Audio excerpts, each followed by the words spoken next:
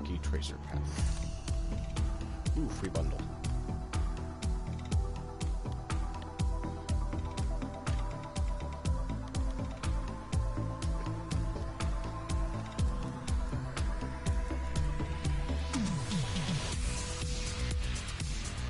City River. Isaiah has just appeared online.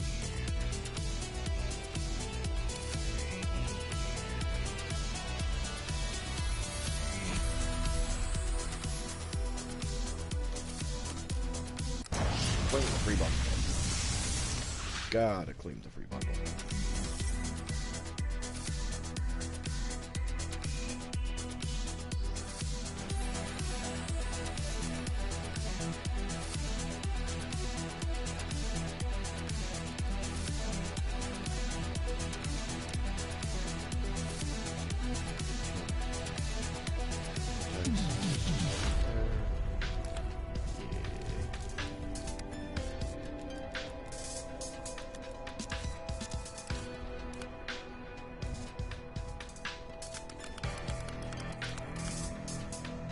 Could play Fire Race.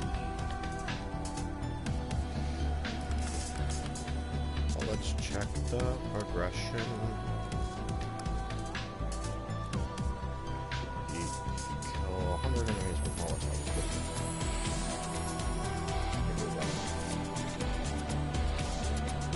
1,000 eliminations.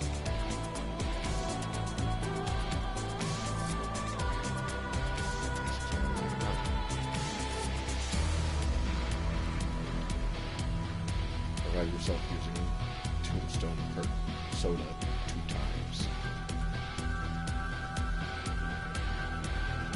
So I still have to play Fire Race to complete this challenge. Got it. Man, the game is loud. I should quickly go into that party.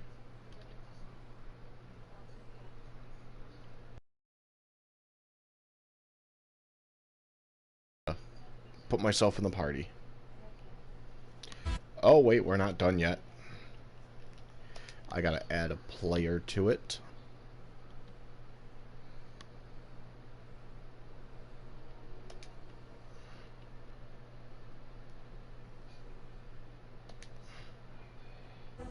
There we go. Now he's added.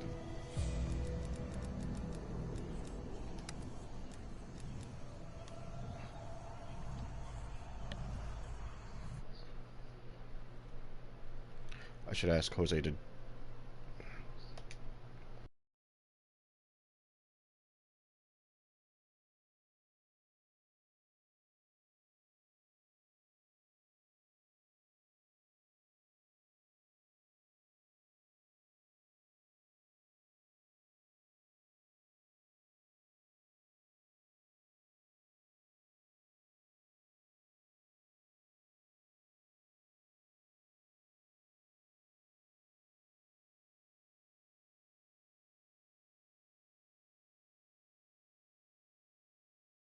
We'll just say that. Hopefully it causes the volume slider to kick in. I wish this volume slider actually worked. But no, the game's like super fucking loud right now.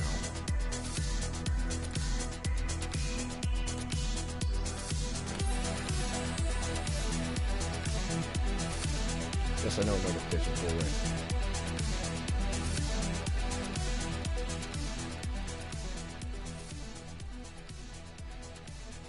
And you have to cut the volume in half.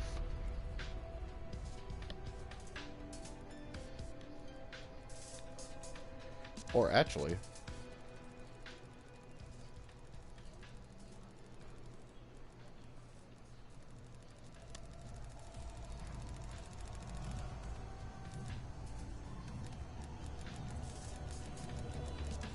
we'll just adjust the sounds.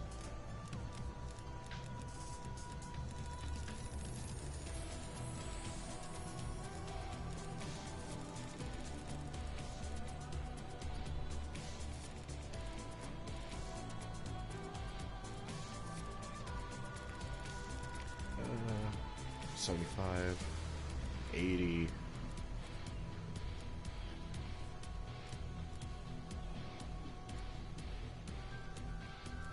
And their notes.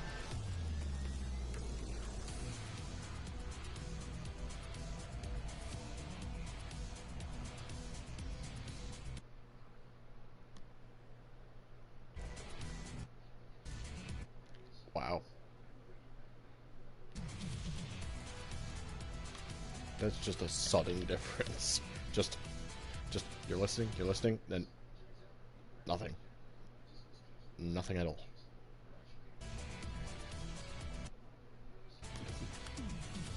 Damn. Disabled because I don't like that in first-person shooters like this. Only in RPGs.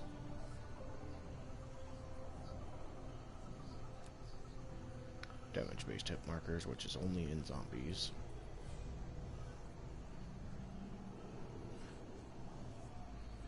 These hit markers depending on the type of damage inflicted. This includes regular hits, lethal hits, and equipment hit score streak hits.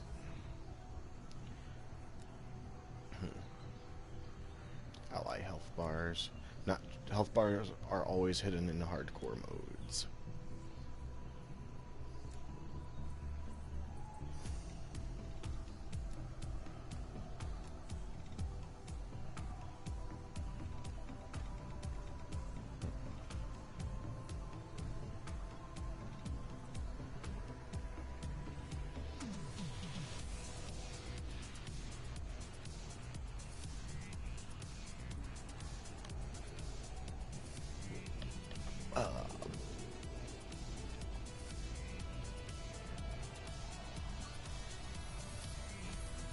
Abbreviated would be better.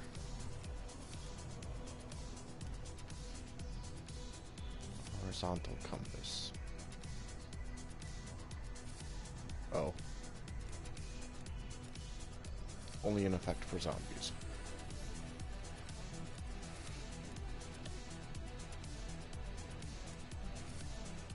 Or health bars.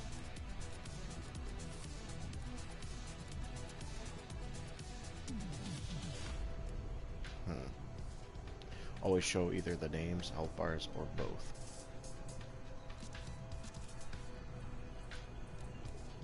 Hide normal. Hide names.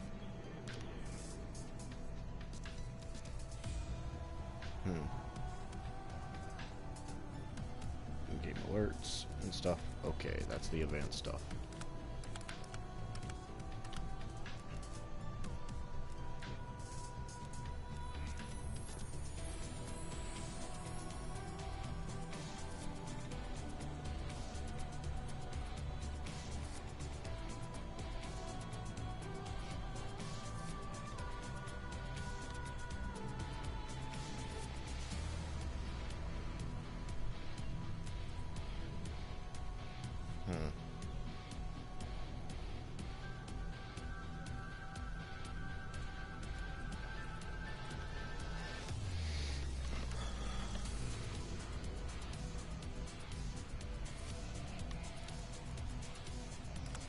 There we go. Thing there. Got 34 days. What was I working on?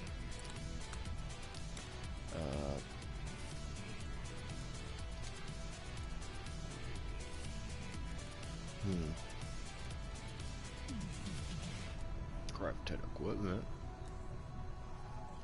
Ringleader. Oh, hello. Just join out of nowhere where the volume just suddenly changes. It's like, what the fuck? You got 10 minutes before your classes that suck. It's actually fun, damn it. It's actually a useful skill considering modern modern career stuff. But it sucks. Remember, it sucks time.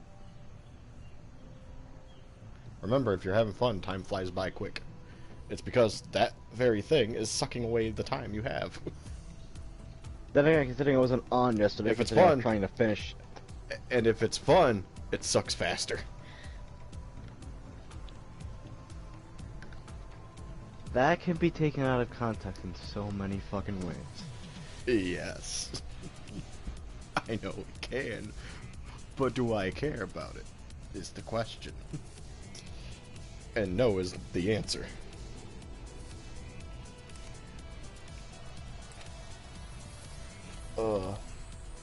I'm literally doing a stream, and I'm doing it in a way where I see the elapsed time I've spent so far on... Yeah, no, so like the PlayStation Store deals, the only thing I'm interested in getting is pretty much Scott Pilgrim and EDF 5. I'm interested in the Four Goddesses Online, which is a Neptunia game. And I've noticed something. It's 4-player co-op. Nope. No way in hell. Considering what you told me about the two of those games, no way in hell. You is a no. You is a no. But for Tori, might be a yes. You can't. You can't because you're parents. I can't even if I was. I wouldn't even if I was allowed to. As I said, because you're parents. You would be no, disowned. even if I could get it, I wouldn't want to. I myself don't even want to get it. It is. They are good games. They okay, are well, good game games. wise. It's just you have to deal with when they decide to break story. There is good story in there and stuff, but it's the type of story that some of the characters make it not so serious when it should be serious. Hell, there are characters that go, hey, this is fucking serious. You need to take this seriously. But there are some where it's like, we'll always prevail. That reminds me a bit of Trails and East to a degree. It's essentially those, to a degree. Mega Quintet, it's a serious storyline, but there are literally... It's anime games. There's literally a lot of times where they break... we have to be serious to give comedic relief. Neptunia more so than others. Cold Steel 3, near the end of the game, when there's basically about to be this big, massive fight between the two sides, they literally kill the tension with a literal... You know the kissing in the tree, like, chanting rhyme joke? They do that and kill the tension near the end of the game. It's so stupid. Yeah, but that... If you get then past, again, it follows that up with the literal fact that they literally bomb an airship. And plus, so. anime games always have the trope of give fan service, which I would say it's the equal amount in that compared to Sword Art Online. They're almost identical. Okay, yeah. To be fair, that is true. And I'm gonna give you a little hint. Same goes for I guess for Trials if it's an anime related game. I'm gonna say this right now. If you look at Xanadu or look at Cold Steel, not as bad, but it's definitely there. But it's just I looked at the game and I went, this game plays like it's not turn-based, it's action-oriented, and it's based on playing a online game that's in the game's universe. If that makes sense, a game within a game. So basically, and each character is a set class. Neptune, for whatever fucking reason, is a paladin. Bring her home. Don't know why.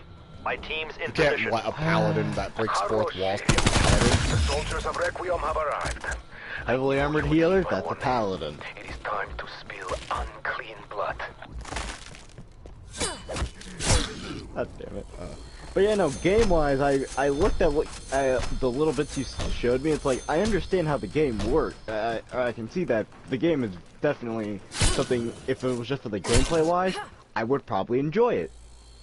But it's the but story. There has to be a line I have to draw at some point. Well, then again, the parts I was showing probably is the more not so serious. Revenge tastes sweet. It's just Neptunia games are known for breaking the fourth wall and the fact that all the characters are practically... Why is it saying that mouse and keyboard are connecting and Why is it doing that? Like, mouse, you're not even doing anything. Stop bringing up that notification. But, yeah. Mouse, you're not even doing anything. Stop bringing up that notification. Just unplug them. No, I think what's happening is it's turning on and off. Because the hub I got from one place was like, to a degree, I will say it was, I won it. So technically got it for free by getting tickets at an arcade place, which is great and helpful when you need to connect multiple things, especially if you want to play like Sims 4. Actually, I'm gonna go into broadcast settings. I'm gonna cheat. Yeah, I'll see you later. That wasn't even 10 minutes.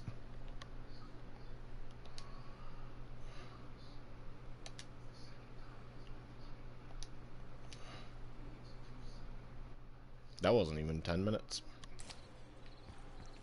We'll just put it back to normal view. Ravenel, you said Maxis is being held at the Omega facility. Yes. The teleporter on the roof will take you there. You look ready. Laroche, Yeah. perhaps you will not die today. I would join... Don't need to hear. Oh no. Requiem soldiers. How did you get access to the base? I know Okay. why you're here. You want the German girl, Maxis. Tell you what. You restore facility power. I'll hand over your spy. Okay. We'll play ball. Knifey, knifey. Then we're coming for Maxis. And you. Knifey, knifey. You say I'm a master in the fine art of knife.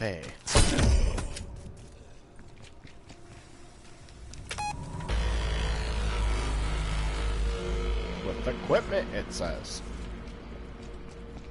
Well then.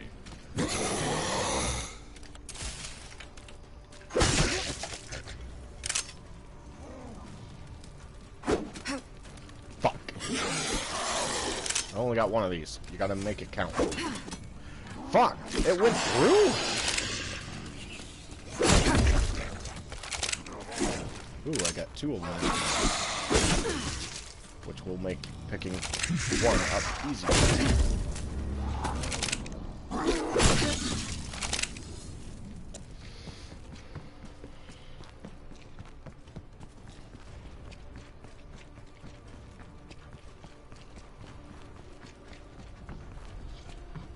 Come on, spawn the others.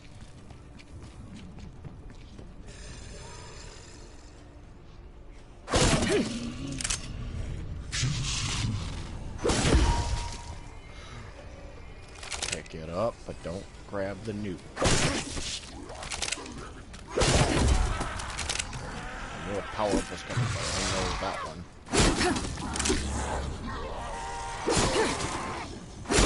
And Get down, lovely. there.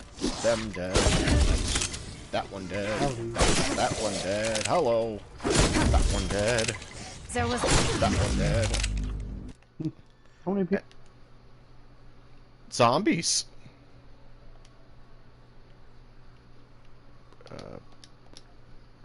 Metal Gear Solid.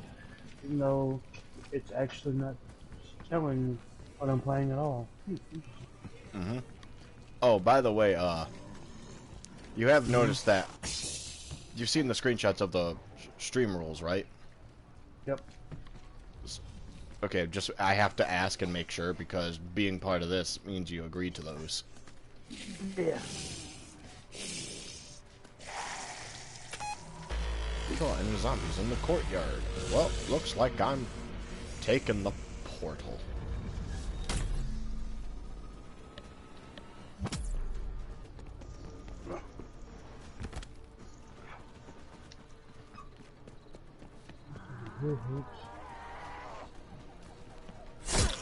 Kill you.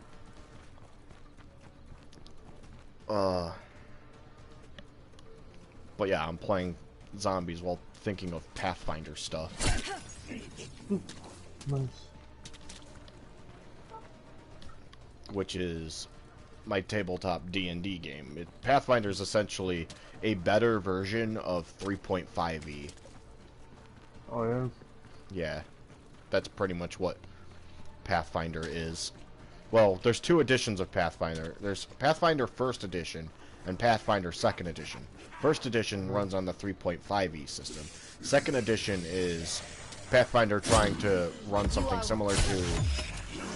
It's, I think, kind of similar to its Starfinder stuff, but at the same time similar to Dungeons & Dragons 4e. It's 4.5e, as we called it. Jokingly. Now, board game, Pathfinder, is it anything like that Pathfinder on a PlayStation? I don't think it's anything like the video game. Video games are usually different from the tabletop versions. Because, like in Dungeons & Dragons and Pathfinder, the tabletop, which is the actual game, you have one person that is the dungeon master, essentially the storyteller of what's happening in the world, and you, the players, are to interact with it. Think of it as a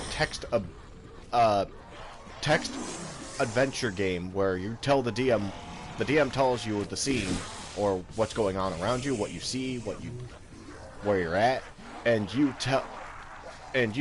being the player, tell DM what you would like to do, and he tells you how it went. Okay. The DM is pretty much there to be the host. Right. And you, the player, are there to explore the world that he's hosting. Pretty much referee. He controls all the NPCs, monsters you get to fight. He is essentially like the AI director in Left 4 Dead. Okay. Just a bit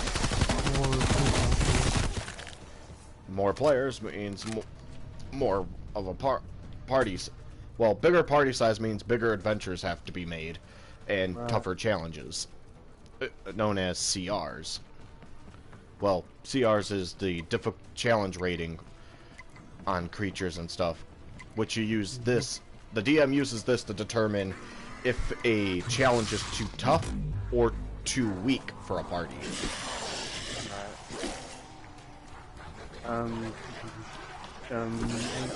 and it also has the roll chance. Oh, and this is something that some dungeon masters might forget, especially bad ones. But if the party dies or the campaign ends because they died, quit, or what have you, then you, as the DM, your game ends, essentially. So it ain't about winning at the game. It's about the overall experience, like an RPG. If the players win, that's great. But don't just hand them the win. If they lose, die, or what have you, it happens. It just means their story has come to a close, and you can set up another story, or continue that story with new characters, but they have to find out what happened, and pick up from the leftover pieces. Usually, a campaign ends when the whole party dies, and none are left to tell the tale. You screamed your last.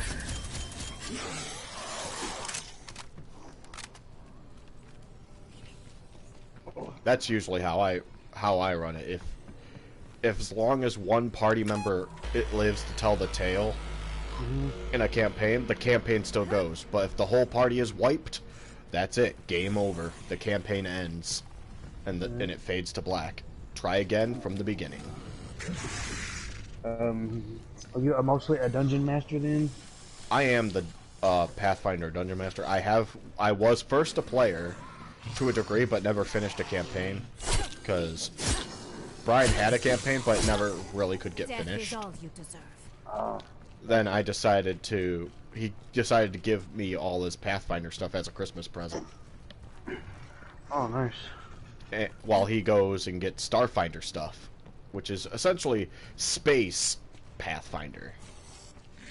Space Pathfinder that takes place in space. Like, you get laser weapons, like kinetic armor, energy armor. So, because there's weapons that do kinetic damage, and weapons that do energy damage. Okay. Watch your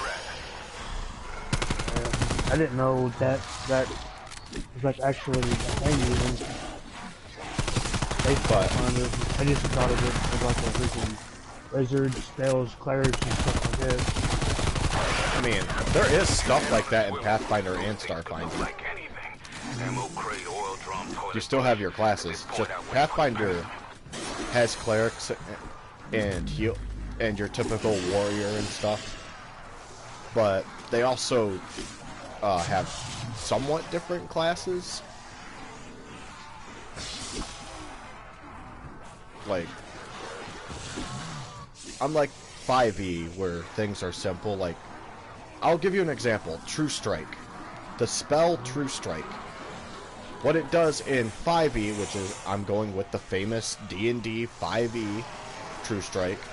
What True Strike is just, it grants you advantage for one turn on your next attack roll. What is advantage? You roll the d20 or your attack dice 2 times and take the better result. That's all it is. Whereas in Pathfinder, you add 20 to the roll. Meaning your 19 could become a 39 instead of you roll it twice and take the better result. Oh, and in D&D, a natural 20 is an automatic hit and critical. Pathfinder, if you got weapons that tell you if you rolled this on the dice naturally, it is a critical threat. Natural 20s or natural crit range rolls doesn't mean you automatically get a critical. You automatically hit and now have to roll to see if you can confirm it that it's a critical. If the confirmation roll would normally hit the target, such as beating its AC, whichever one you're versing, it will be a critical hit, and then you add the multiplier from your weapon. Yeah.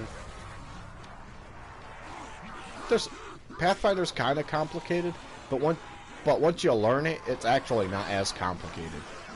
Yeah. It just, at first, both games seem complicated. D&D is definitely more streamlined and simple, whereas Pathfinder's complex, but it's learning those complexities. Once you learn them, it's like any RPG. Okay. Though, so there are video games of like D&D and Pathfinder. Obviously, it's gonna be different.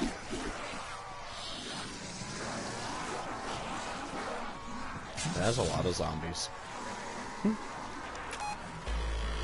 So enemies will take it. Not the problem.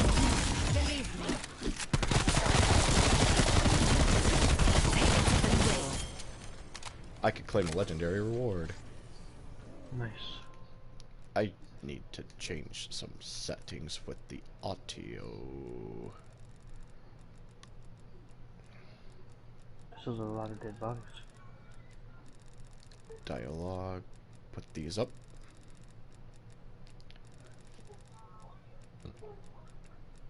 Turning all these up so I can go into here. Adjust the audio mix to this. There, it should be better. To me, anyway, it's better. Yeah.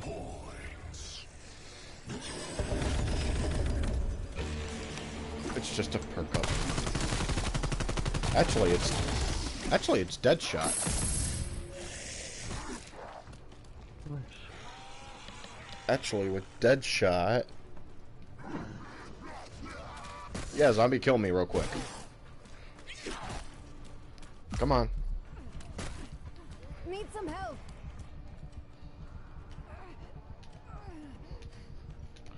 Oh, it doesn't let me use it that... Really? Deadshot at that time doesn't let me do the who's who? Is it because I need another perk? oh, it must be because you need at least one other perk, or can't have self-revive, or it's glitched. Because what it's supposed to do is that if you go down, you can hit a button and you can choose to revive yourself. Yeah. But you always lose the perk. Right. But apparently this time it didn't proc or activate, which means I couldn't revive myself. That's kind of stupid. Yeah, which I'm wondering why it didn't work. It should have worked. Because I had the perk. I went down with the perk. One of its effects. The effects of Tombstone is clearly for if you do go down and you have no other way of reviving. Even if you have a self-revive, if you can't be revived by like another player or what have you, it's supposed to allow you to make a clone of yourself to revive yourself. A shadow clone of yourself to res yourself. That way you can be revived. Yeah. Unless they don't account that in freaking... Are you playing normal? solo? It's supposed. This was only a matter It's of time. supposed to work in solo, too. I've done it in solo. But it's just this time it just decided not to fucking work. And there's a challenge where you have to revive yourself with it 2 times.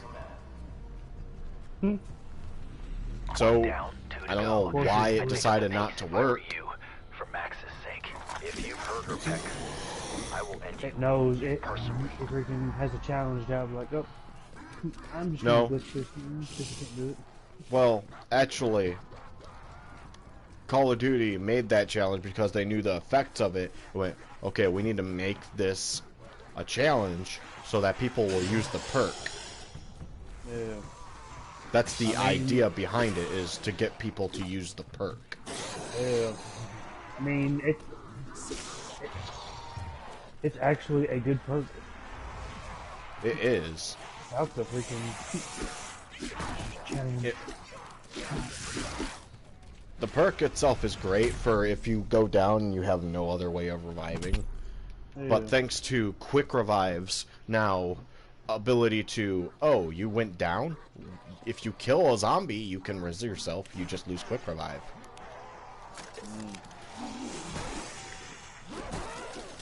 The other thing, though, is, well, you could also use Deadshot first if you hold triangle, you do the shadow clone thing. Usually the combination of perks I get is both quick revive and jug. Yeah. Because fast health regen and more health. Yeah, exactly. It just makes freaking sense I know how anyway. to make do. And again, freaking pick yourself up too on top of Quick revive with self revive that. Yeah. definitely helps. I would say always use, if possible, always use self revive first before using quick revive. Yeah.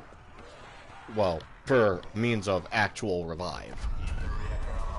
Quick revive just speeds up the self revive.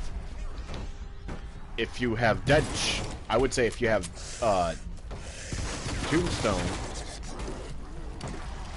Oh, maybe it was Deadshot Daiquiri I had. Oh, okay, I might have had the wrong perk.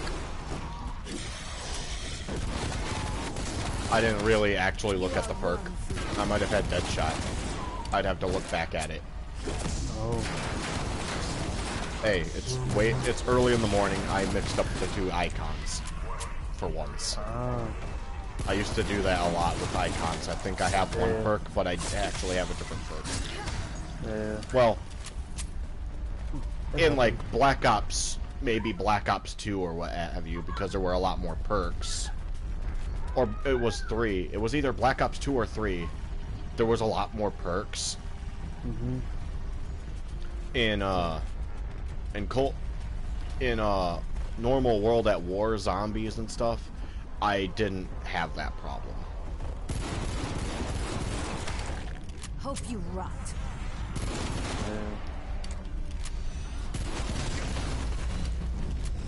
Because it was literally 4 perks, that was it. And there was no real way to get more than 4 perks. Right. And then you got Black Ops, where there were ways to get more than 4 perks, I think. Because one of the power-ups you could get gave you a free perk. Yeah. Which evidently gave you more than 4 perks. Which everyone lost their shit when it's like, you could get an extra perk. It's a glitch. It's a glitch. No. It's a glitch. I remember that too.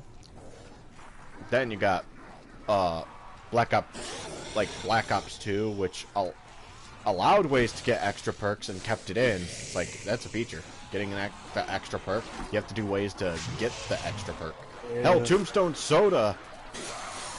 The Tombstone Soda was used to make it so that you had to get all 7 perks, but how you did this, I think it even was an achievement. What you had to do was legitimately get all 3 perks and then Tombstone Soda, go down, then before you go pick up your Tombstone when you come back the next round while playing a co-op multiplayer, you buy Tombstone Soda again, buy the other perks you didn't have, then grab your Tombstone. Then, every time you go down, just buy Tombstone Soda before you pick up your Tombstone, and you'll have all the perks. That was the running strategy. So, Tombstone Soda is literally there to double down on, yeah, that's actually a feature. We wanted this to happen.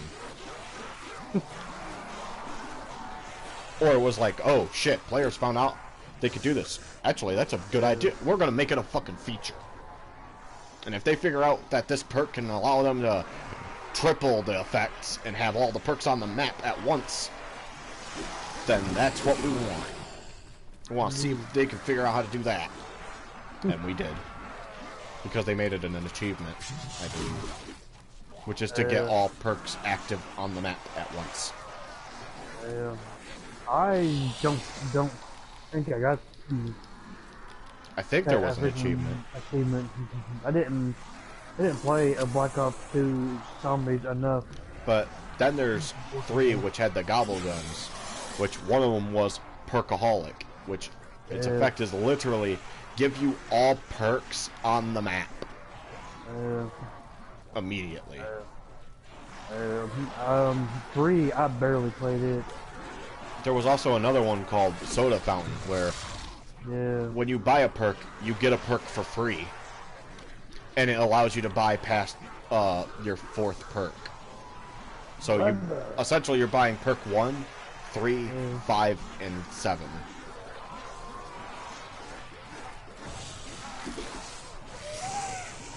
There's also the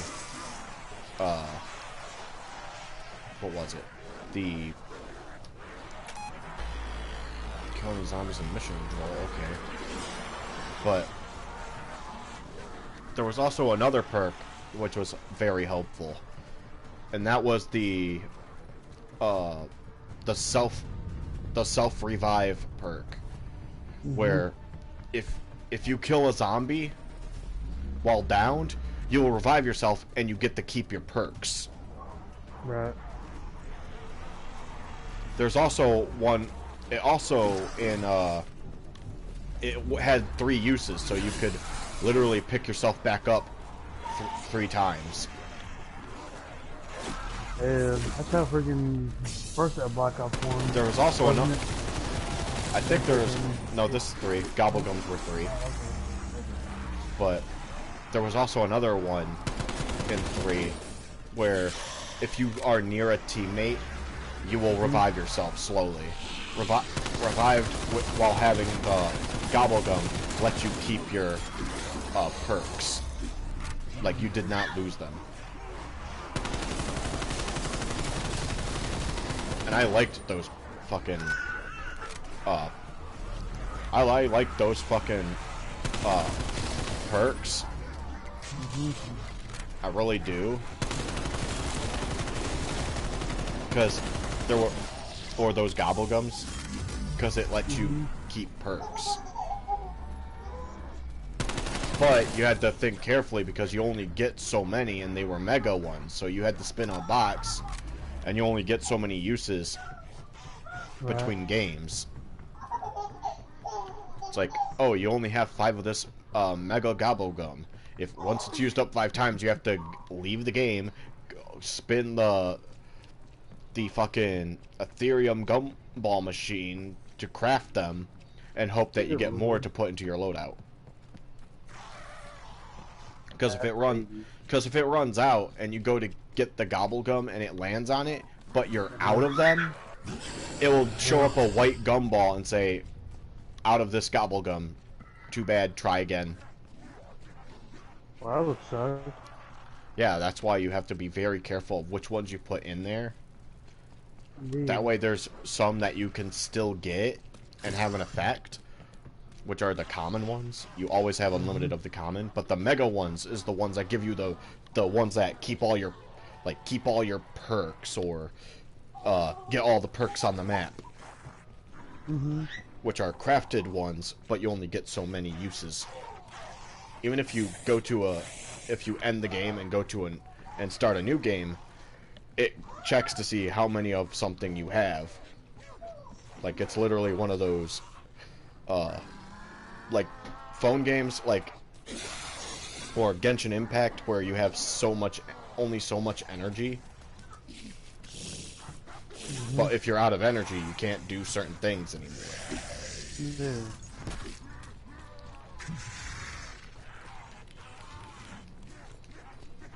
I need to spin the fucking box again. I mean, I probably have enough to upgrade my assault rifle, or how my assault rifle. Okay, stoner, blue stoner LMG. I mean, can't go wrong. No. I think freaking stoner might have been better in Black Ops 1. Yeah, because it was considered an assault rifle. Or was it in the LMG section? I think it might have been considered an assault rifle. Now I truly don't remember. I do know it was but it was a classified weapon. You had to master all the other weapons, or at least purchase all the other weapons with your COD points before you could unlock it. Because it was literally one of those, you cannot unlock this until you unlock everything else in the tree. Right.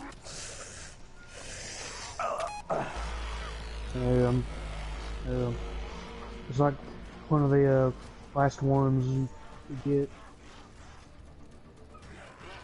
Same goes for a sniper. Actually, every single class had, or weapon class thing had a, you have to purchase and unlock every other thing before you can use unlock this one.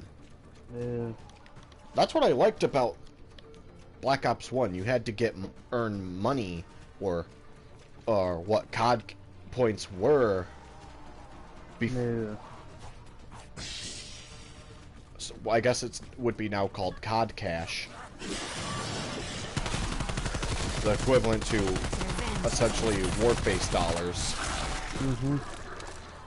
To buy your weapon unlocks.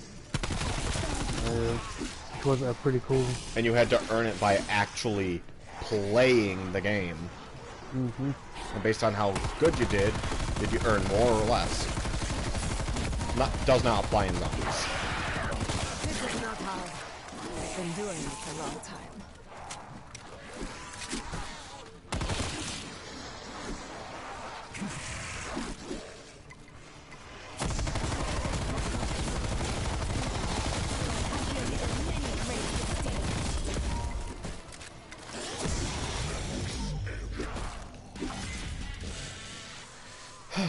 that's what you call a multi-kill.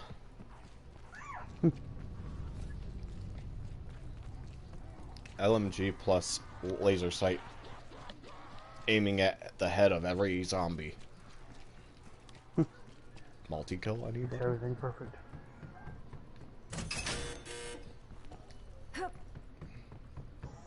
I'm actually not a fan of the LMGs on a Cold War. Yeah, I would say the best LMG in Cold War, especially if you want to keep mobility, is the RPD or the RPK. Yeah. Because it has the fast mobility and it still has the power of an LMG. Yeah. That one is definitely the better one. The other ones, yes, they have more power than it, but you sacrifice speed. It's meant for a support, hold a defense type objective. Yeah. So That's like I would say domination type of. I would say it, at least the LMG plays more of a supportive role, and I'm used to this type of deal, especially being someone that played Team Fortress 2, the heavy class. He's a defense class. Yes, he has a big ass fucking gun, mini gun or what have you, but he is slow. Mm-hmm. So his main role is to sit somewhere and just lay suppressing fire and make it harder to be hit.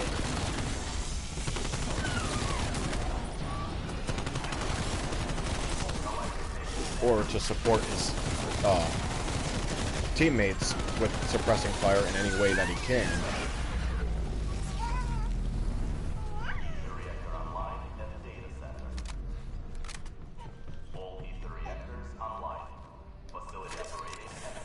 Grab speed cola so I can reload faster. Powered up weapons machine. It is down in the village when they need.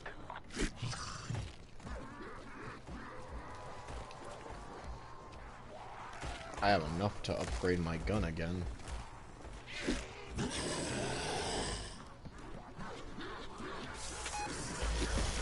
Remain inside Colonial's office.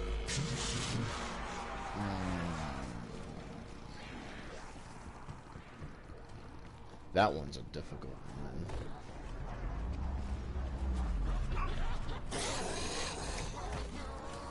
But I'm gonna attempt it anyway. Even though I should have probably bought upgrade.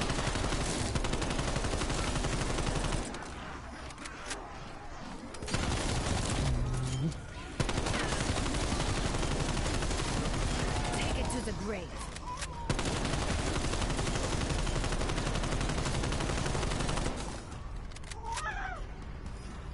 Legendary.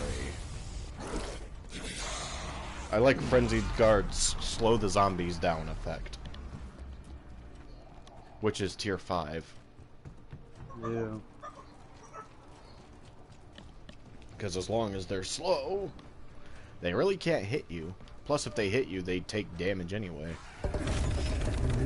Yes! Well, it looks pretty amazing. Give me my laser rifle. Already. I still have not gotten those laser rifles. Firebase Z definitely has it. Because there's no other wonder weapon. Oh yeah? Yeah. But you would be playing round-based. There is a challenge if you get high enough prestige level where you have to get it and then get kills with it. Okay. I at least got it before round 11. So, in the warming up section, as I would call it. Because to me, round 1 to 10 is the warm-up section. The prepare yourselves for playing the game. Get some gear, get ready to start. Round 11, the game begins. Truly, the game begins. Round 31 and up is you may have won the battle, but you have not won the war. So is there no there ways to beat that mode? Or round-based? Yeah. Beating the main quest or extracting would be a victory.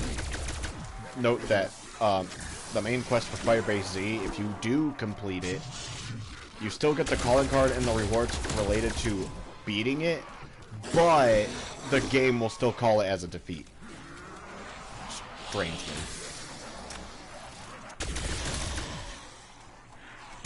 I guess because extraction wasn't called, that's how it's programmed. You have to extract for it to be a victory. I guess is how they're labeling it.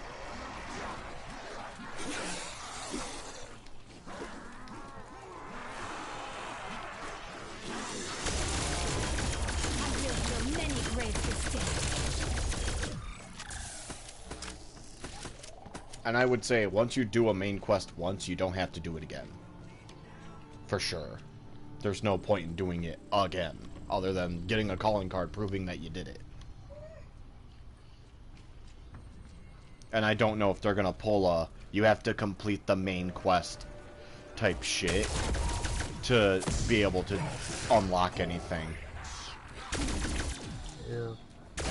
I wouldn't doubt it, honestly. Because Black Ops 3, if you wanted to do like the final main quest in that one, you had to do all the other main quests, and those were even way more difficult to even complete because it requires way too many steps, way too many cryptic hints. Like, so cryptic you had that even Google would have a hard time trying to tell you what you do. Good lord. And that's saying something. Like, literally, you had to rely on data miners to maybe get the information to finally understand, oh, we're supposed to do this, and this, and this, and this, but you wouldn't know to do this before doing this. And then finally this, but don't forget this, but because if you do this and out of order, you will fuck up this. And make it way too hard, so you might as well just restart so you could do this and this properly. That sort of cryptic shit. Yeah. Like, essentially how the fuck would anyone know to do that? And who are these people that figure out this shit? The only way to figure it out is if you had a computer, you data mined it, and literally looked for every interactable. Yeah. Or played the map like to a fucking science, looking for any exploit in the code or anything. Yeah. So, unless freaking the makers just sort of leak out hints here and there, and people will do that. I don't know. I mean, I personally am the type of me and Nick are the type of players will start understanding the mechanics and using them to our advantage to a degree in certain games, and understanding the rules of the game to a point where we power game it. Right. Then there's just people that do it to a science, which they can literally mathematically go, okay, based on player behavior patterns and stuff, they usually go this way, so if I throw the grenade at this degree angle and it banks off, it should land exactly here, where at the precise moment at least 3 players will be walking there and it will go off and I will get 3 kills. Ding, ding, ding. Yeah. 3 kills. That sort of type of player. Or you get the exploiters and cheaters that find glitches and hide in and outside the map wall breaking or wall glitches where you can't hit them, but they can hit you. Mm-hmm. All because they found out a glitch.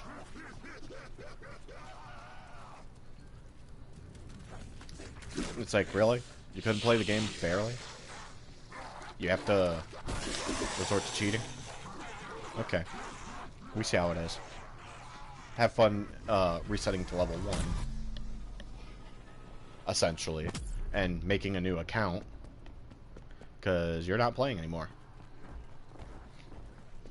Or enjoy your 30-day ban or temp ban.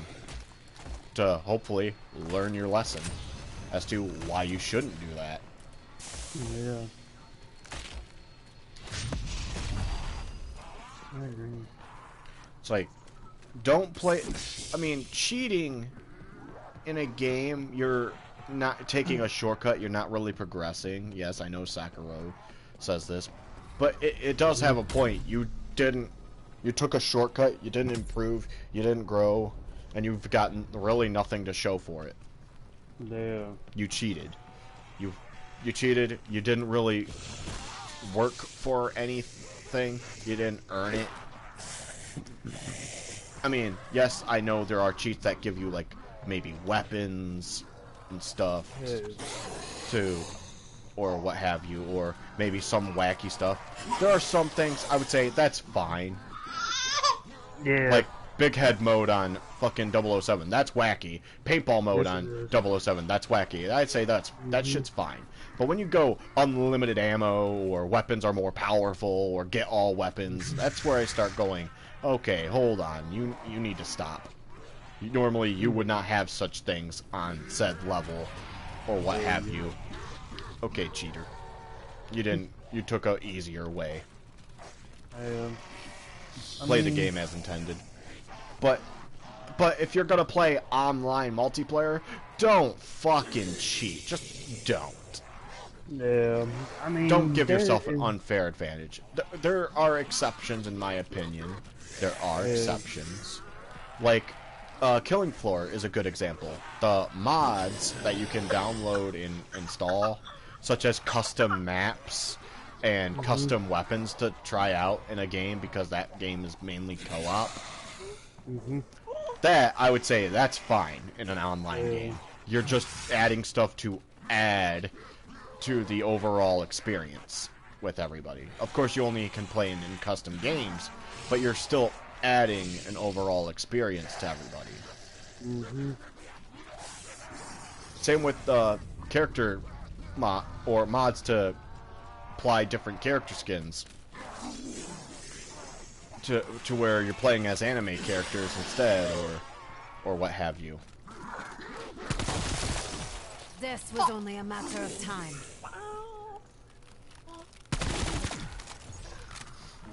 I don't understand the whole freaking cheating process. I like mean, on multiplayer games, like freaking. it just gives well, technically they're script users, but in other words, mod users and script and mod menus or what have you, people using that to get unfair advantages and stuff, or cheat, or cause disruption of the flow of the game. Even going as far as to be DDoSers or AMP your internet, or dox you. That stuff is so goddamn stupid, and why did you resort to that? Who hurt you in life? Like, who hurt you in life? Was it because you were told no too many times to get a game? Is that what it is? And you just want to ruin it for everybody else that got to play longer than you? Or freaking, they may have not been freaking hurt enough to do something like that, you know. And they think like, oh, I've been hurt twice in my whole life. Like, well, people have been hurt thousands of times, you know. And they got more sense than me, you know. I mean, granted, yeah, you might feel powerful cheating, but don't cheat.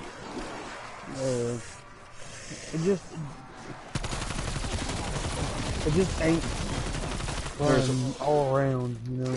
Yeah, you literally, it puts a sour taste in actually enjoying the content of which you have purchased the game to enjoy. Don't purchase it because that you can easily cheat it, such as, oh, I got GTA and there's cheat codes that are ridiculous, I'm gonna buy it because I can cheat. No. Buy it for the actual content of the game that the developers made. Don't buy it for the exact cheats. I mean, it's one thing if there are actual mods that actually make it better and enjoyable, such as adding more challenge or adding more levels or what have you. Or making what would be a boring game into a more fun game, but still equal in difficulty level. but don't outright cheat to where you're God and you can't be stopped. Or it's unfair to other players. Mm-hmm. So, I have a split. On the GTA, I miss them, honestly, but I honestly like don't online? really. Online? No, don't put them in. Yeah, no. Offline in the single player, yeah. I could give them a pass, especially if when putting them in, they block certain trophies for that file. Yeah. GTA 4 did this, like, oh, you activated this cheat. Well, now this achievement/trophy is blocked and you can no longer unlock it on this save.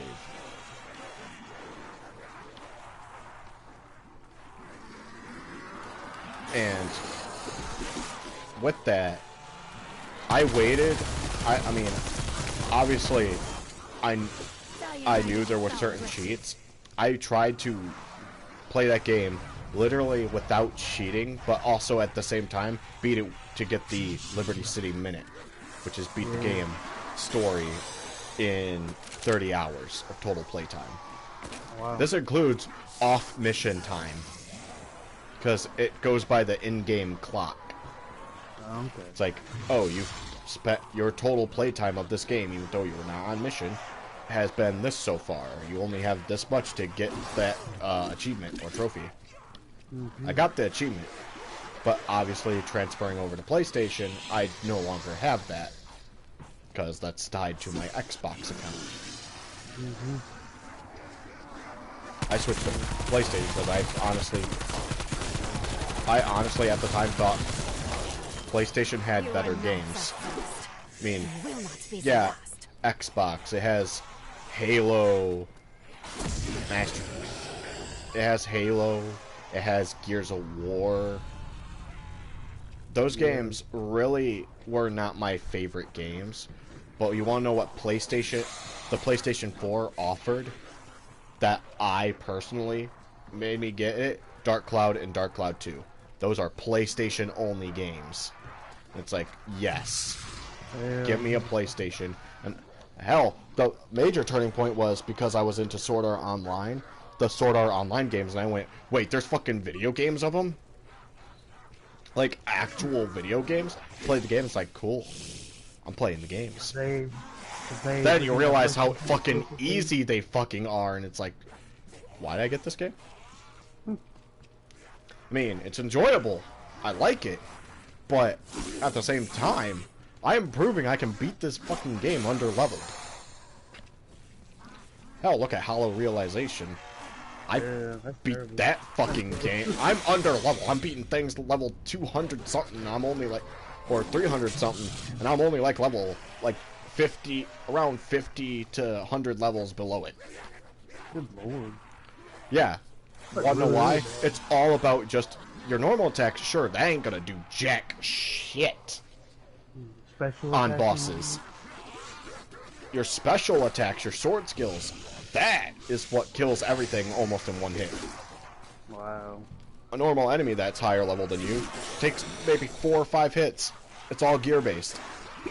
It's sword skill based. So as long as you have the buffs, gear, and skills, I guess level does matter because it determines if the skill is weakened or not, to a degree. But yeah, ultimately, you're just super overpowered. And I played Alicization Licorice, I think is what they called it. I played the free trial version. And to the point I played up to, I literally stopped and thought it is just slower sword art. It's slower paced, but I get the feeling, I do have the feeling that once I get far enough in that game where you start actually getting gear and stuff, it's gonna turn into your typical sword art game where you're super overpowered. It's literally the, I'm an OP-OC, and fighting is not gonna be my challenge. No, it's the story and the cutscenes that are going to be the challenge. Which, if you're kind of not interested in the story, you just fucking just go, and just skip through it. It even has a skip button and says choices that are made will show up at the end of skipped scenes and stuff. So you could still make the choice, you just have to skip. You could literally skip all the story. It even has a section saying until you get to a certain chapter or what have you, it will skip all the story for you. Dang. It is for those who have at least seen the show. Yeah. It's like, I haven't seen the show, so I technically can't pick the option because I only watched from a certain point and up to a certain point. I also thought about, well, actually, now thinking about it, because this game is following the actual Alicization storyline, this also means that somewhere in the game, there is a scene that touches on the subject of rape. Good lord.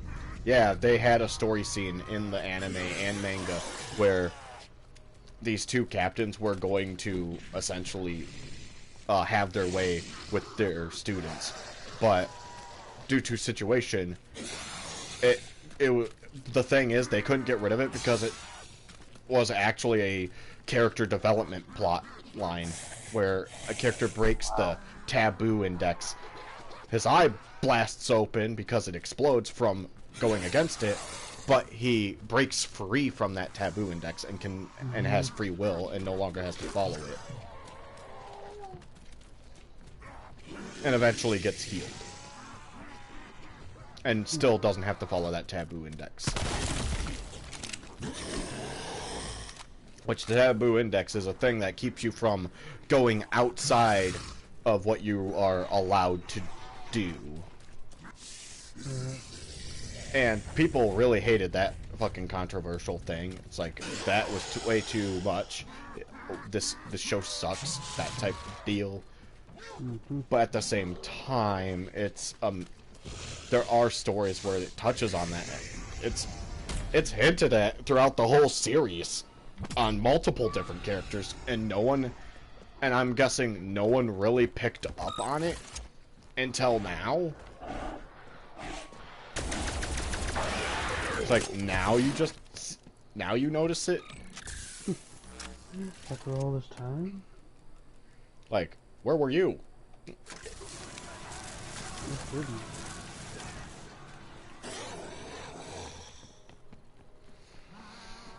Because even in the first game, there were, I think, a scene that's close to that.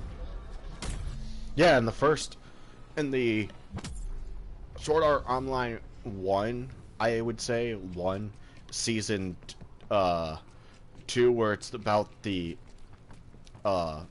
second half where they're in the Land of Fairies, Alpine Online. There's scenes where the story, spoilers by the way for anyone that hasn't seen it yet, but it's old enough I can spoil it. There are scenes where Asuna, that character, is trapped in a coma still because instead of logging off like normal, she was put in another game immediately. And they're attempting to try an experiment to rewire her brain, I guess, or to rewire people's brains to a degree to where they do other things.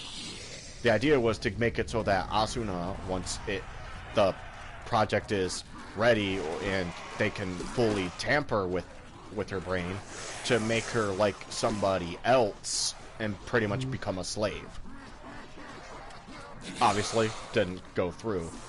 But at the end, final scenes, yeah, the dude was literally molesting the character, the fucking creep that was actually foreshadowed, and Kirito knew it was a bad guy. You know, they made sure that you knew this is a bad guy type deal, and you had to stop him.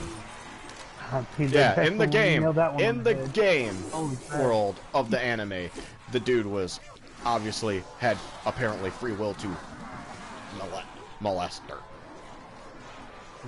And was abusing his admin rights. Where then well, not you, but Kirito uses the fucking admin login that overrides all and what have you. So, in other words, cheats. But still, it just goes to show that it's hinted at throughout the even Sword Art Online 2, that one creep that was always after Sinnoh was obsessed. Like, it touches on those type of subjects heavily. It touches on suicide in the first one immediately, because after players realized how supposedly hopeless it is, and that if they die for real, they literally, in the game, on the first floor, literally got onto the ledge, jumped off, and died. They jumped and killed themselves because they didn't want to deal with it. Yeah. It's like, oh, if we die in here, we die for real? You're not kidding? It's hopeless, man. Fuck this. Jump. Dead.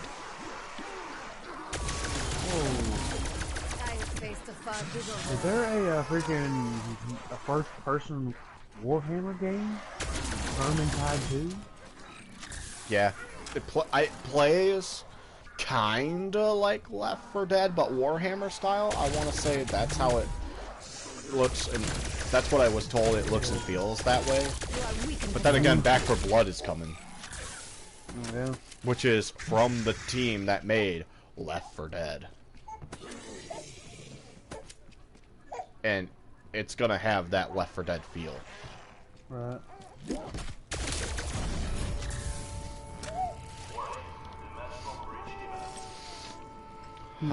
Dimensional breach.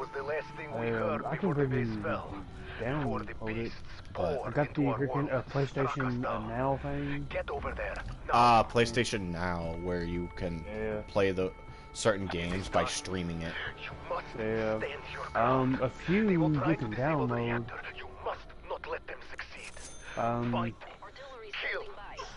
Yeah, but the downside to some of those is that, yes, you can play them and stream them, but you're locked out of being able to get any or use any DLCs that would come with them. You only get the base game content. Yeah. It's essentially renting it from the video store back in the day, but you don't get to use the expansion disc with it. That's the drawback. Whereas renting the game or what have you, you could install it on an expansion disc, then go rent it, and then you could play the DLC and stuff. Right. Like, I mean, I didn't have internet at the time, but we rented, like, Dragon Ball Fighter Z and, I rented Dragon Ball Fighter Z and Dragon Quest Builders. But I was like sick at the time, so I could barely play, and I was trying to get over, I think, a flu or something before COVID was a confirmed thing. So, way before COVID was a thing. But out of the amount I played, I did enjoy Dragon Quest Builders. And it's like, surprisingly, I enjoy it. And I also surprisingly enjoyed Dragon Ball Fighter Z. It was a good game. It was a good tournament fighter. The controls were simple. There was a thing for auto-comboing, but it told you that you did less damage if you auto-comboed. Don't let it get a beat on you.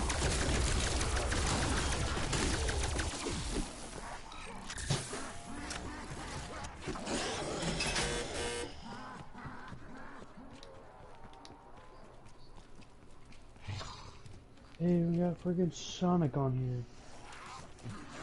Yeah, they should have Sonic Adventure or Sonic Adventure 2. Yeah. Infamous. Oh my god. The only problem with Sonic Adventure 2, though, is it doesn't you don't get access to the battle DLC. or the Battle Edition, which unlocks Chao Karate. In other words, the full fucking game. Yeah. Instead, you only get like the main story, the Chao races, and that's it. I prefer Battle for the Chao Karate because Chao Karate was fun, in my opinion. I also got freaking staple here. Exfil windows closed. It was fun. Because even though it's just auto battling, you tapping A when they run out of zeal. But it was fucking fun. There's a Resistance 3. I've never heard of Resistance 3. But yeah. Yeah, and Pathfinder, switching to Pathfinder, in my group for Pathfinder, they're level 31 to 32. Tori's level 32, and the rest are 31s. Which, by the way, I should mention now, the books I have are, for how they're designed, they're meant, it even tells you if they go beyond 20th level, it gives a warning saying, planning encounters for characters higher than level 20 might be difficult because all the books are made with the intention that the max level is 20, and works for players that go up to level 20.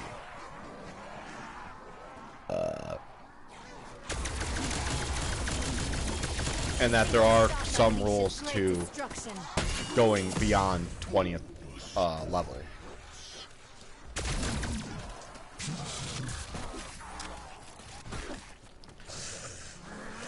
Hell, there's even rules about going beyond, like the 20th class level. You just don't get any, class features. Especially if they cap at a certain point.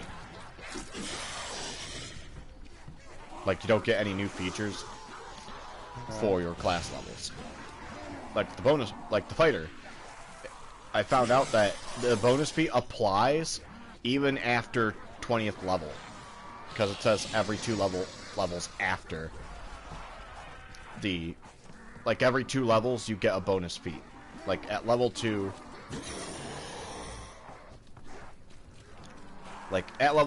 and every 2 levels after you get a bonus feat. That must be a combat feat. Marked in the books with an asterisk saying this is a combat feat. You can select this with the fighter.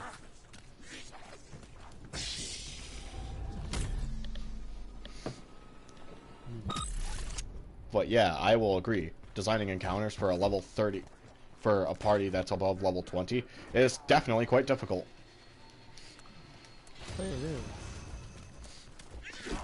Because you don't want to make an encounter that's so goddamn unfair that you outright one-turn them, but you don't want to make it too easy. You have to find the right balance between how many monsters should I throw, how many monsters should I not throw,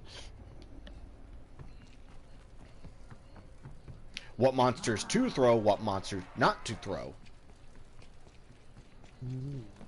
Play to the character's strength by overwhelming them, or play to their weakness and literally play counter card. I have already a custom monster that is essentially counter card, because obviously BBEG will want something to try and deal with their exploits, and is prepped to take on the heroes themselves. Yeah. And then you have all these other monsters that you go, okay, because they have this and this and they're resistant to this, let's not exactly throw them because it will just be a pushover. Let's throw something similar that will still be a challenge to take them down based on just the pure number alone.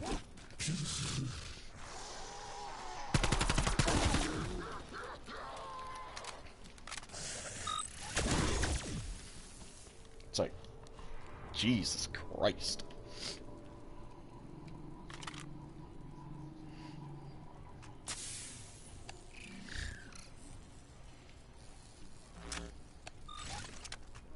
the laser rifle. Red Dead Redemption Undead Nightmare. I wonder if this has a player base even. I mean, I'm hoping that the Alpha Betas isn't a YouTube Red series, to be honest. But I'm hoping that it's a free series that we get to watch.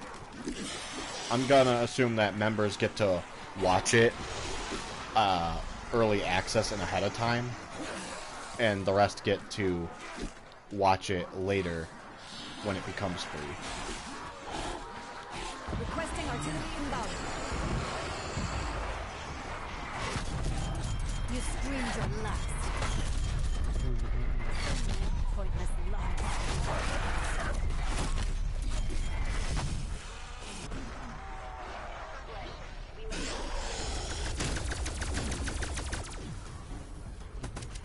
Artillery strikes. Hey, this one has all of the add-ons to it. Star Wars, Force Unleashed, Ultimate 6th Edition one. If it says that it's the Ultimate Edition, obviously it's gonna have everything installed on it, supposedly.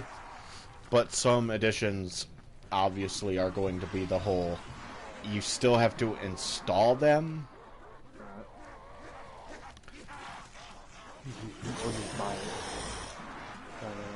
Because that's the thing.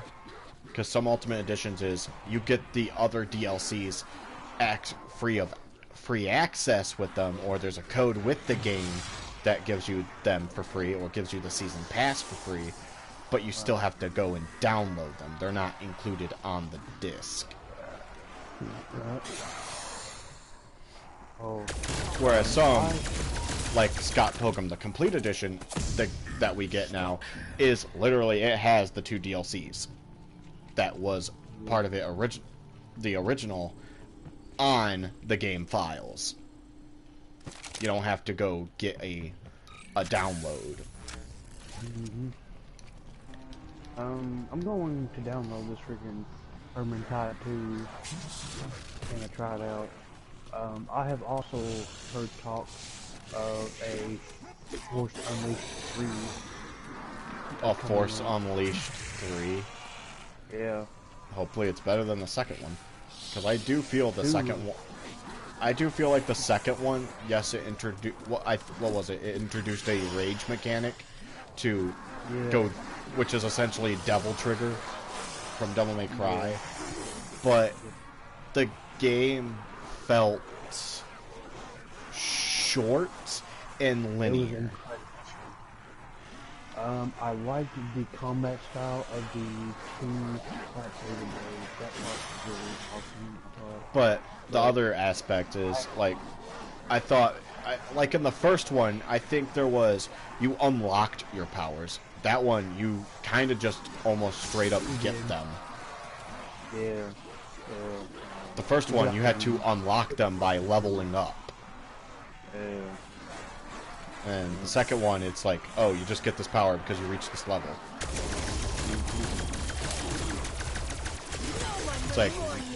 It's like, really? No experience points, no getting a certain item to power up. You're just gonna grant me the power? Like, what the fuck? I popped it in for the RPG mechanic.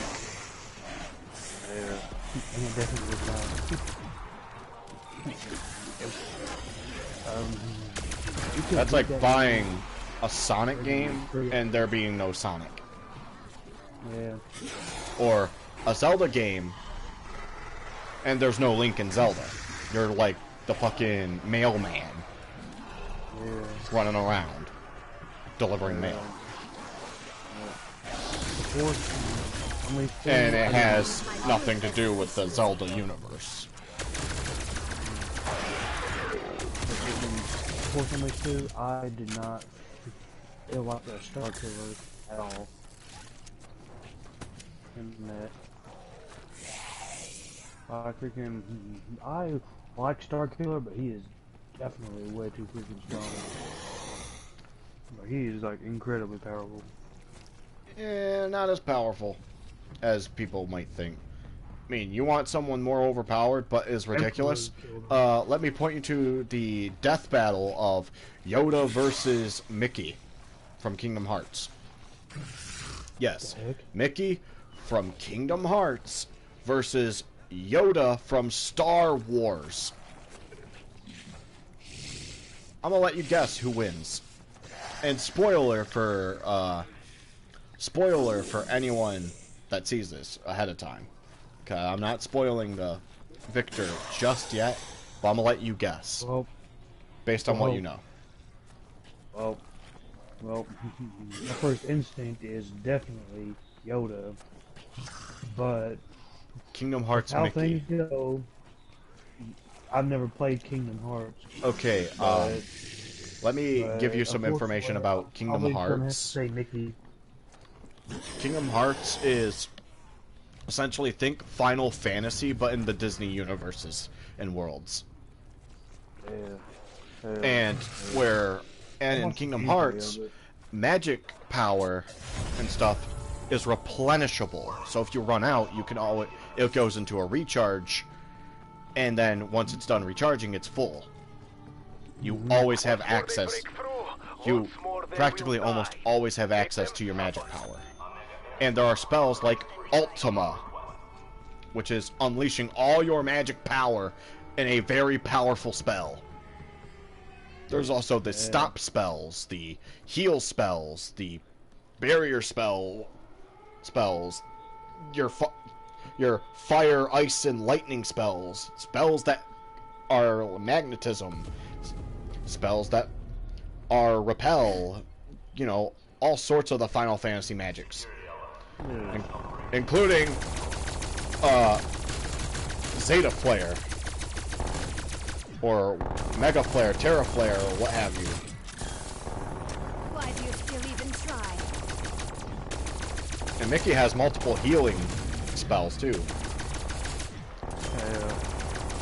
In the first Kingdom Hearts, the Cure spell would heal a set amount of HP and only cost 1 MP, depending on which tier. Whereas Kingdom Hearts 2 and 3, I believe, or 2 and up, and possibly 3 as well, it costs all your magic power to cast Cure. Like, it puts it in a recharge state automatically, but it fully heals you. The tier just determines how far the Cure spell goes and what teammates are affected. Exfil available if you need it.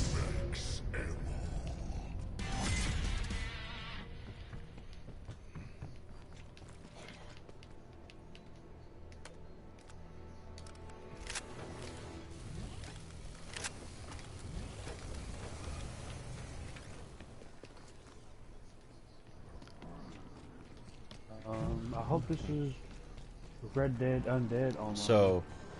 So knowing that, by the way, the Force, yes, it's all around you and those can use it, but using it too much can put strain on yourself and can even lead to death. Yeah. So, with that being in mind, who would you choose? Well, like I said, instinctively I would pick Yoda, but given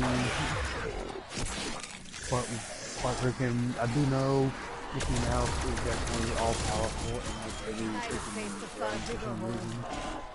So I just probably have to pick Mickey Mouse as the Okay, spoiler warning. And now that I've said spoiler warning for sure, yeah, Mickey Mouse wins. Yeah. If you want the full details, I would say check out Death Battle's episode about it. Yeah. Because they definitely tell you after showing you the victor, the reasons why the winner is.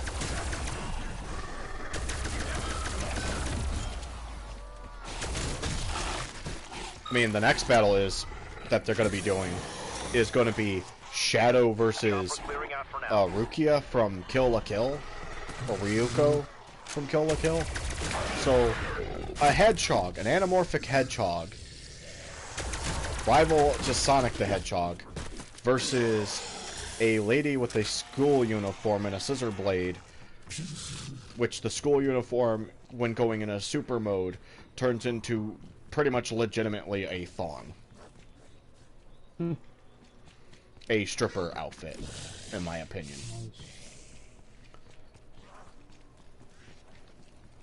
How this makes sense, I do not fucking know.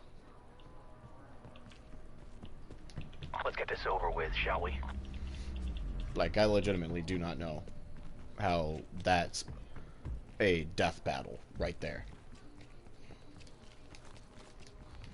But people want it. I mean, obviously I think Shadow might win because the reason is he's attuned to the Chaos Force. And I think Ryuko is more tied to the life fiber thing. I think it's pretty much battle between what's better, Chaos Force or life fiber alien thing. Which Shadow has proved that he has killed aliens before using the power of chaos. Like Chaos Spear, Chaos Blast, Chaos Control, which is literally stop time. That's what it is. It's stopping time. It's not actually warping.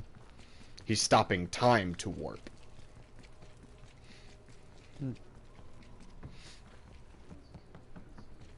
But to some degrees, it can also, I guess, be used to allow you to fly to warp.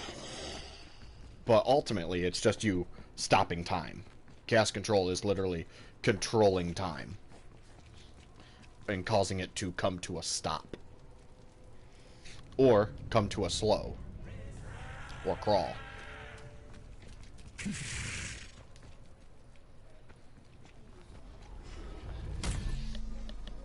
Probably get people saying Sonic, like actual Sonic lore fans saying, actually, it's... Shut up, I know how it works in the games, okay? It's literally just a time stop. Like, cool your jets, it's time stop. I don't know much about Sonic myself personally. I only know as much as I do because I played like classic Sonic all the way up to like Sonic Adventure 2 Battle for the GameCube. Now, like, my experience of Sonic was the Sonic Mega Collection for sure, because I've played Sonic on the Genesis. Like, we actually had a Sega Genesis and played Sonic 1 and 2. Yep. Never really got to play 3 and the Sonic and Knuckles game. But that came by when I got Sonic Mega Collection for the GameCube with my GameCube. And a copy of a special bonus disc for Legend of Zelda Ocarina of Time on the GameCube, which came with a Master Quest. I played the normal mode, because that's the game I play. And I eventually got to play those. I played a lot, and eventually kept getting practice and practice. I could now get to, like, at the time, I was amazed that I could get to, like, the more final levels, but I would die, and then I'd lose. I never could get the special stages. The Red Sphere stage, I could not for the life of me understand and beat them. But then, one day, it's like, after a while, it's like, I could finally do the Red Sphere stage in Sonic 3. Got the emeralds, and I was like, cool, I got fucking final emerald, and then it told me, you can now become Super Sonic. It's like, oh, cool, how do I... And then I double tap the jump button. It's like, yes, I'm super. Because while you're super, you're invincible and shit. And can't be hurt.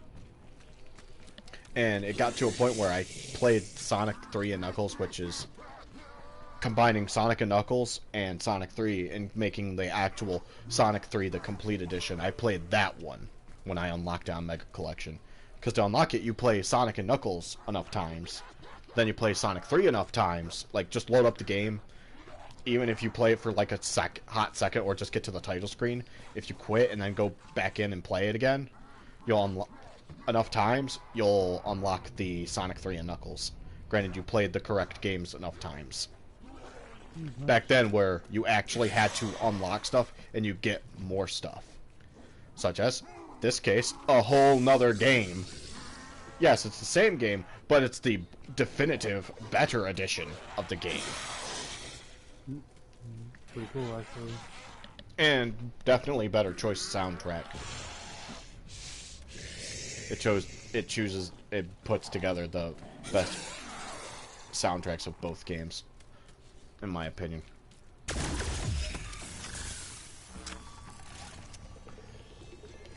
But then after Mega Collection, as long as it was, I get Sonic Adventure DX for the GameCube, and it's like my first 3D Sonic game, so I was getting used to it.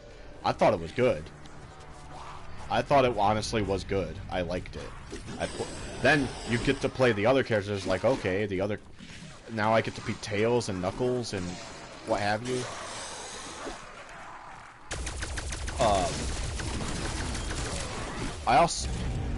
I did get Sonic Adventure 2 Battle first, I think, at some point. No, I got it as a gift from my class as a birthday gift, because for whatever reason the score was at Verger. For whatever reason, as a birthday gift, we were at the Toys R Us, because I guess on my birthday, because they held a birthday event for me, knowing that my birthday would be on summer break or summer vacation. So they decided, we're gonna give you equal treatment. We're gonna celebrate your birthday, even though it's somewhat early or what have you. We're gonna celebrate it before you go. And it's like, oh, cool. Usually you don't get that. It's like, cool. We went to a Toys R Us and we were in the game section. And I was like, I technically don't know why we're here. I guess we're looking for something. So I was looking at some of the games. I went, I kind of like the Sonic 2 one. I mean, I play Sonic, so it's been a while. I want to play this. This one looks cool, and it has a new character, the Shadow the Hedgehog guy. I didn't know his name was Shadow. It's like, I like the look on that one. Like, I wanted to play as Shadow at some point. It's like, he looks cool. And obviously you would connect the pieces that obviously it's a rival to Sonic, like giving him an actual rival like Goku and Vegeta type deal. That's why it's there. And then I was told, bring it to the counter. I was like, what? I get a game in class to keep and take home? That'd be crazy, actually. Like, Jesus Christ. Yes, sure, I'm not gonna question it. I'm a kid.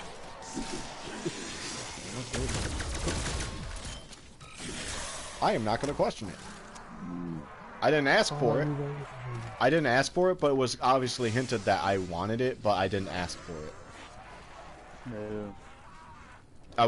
The only thing that made it obviously what made me be allowed to get it or be told to just bring it up to the counter and just get it was I was asked a question and I said like what you holding there? It's like I think is Sonic Adventure 2 Battle, and I'm just looking at the back. It looks pretty cool.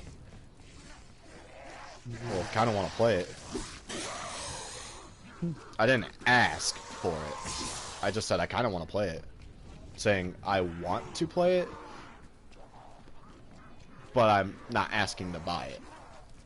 Right. There's a difference of, because we already knew the difference between I want and asking. Yeah. Oh yeah. Like the difference between want and need.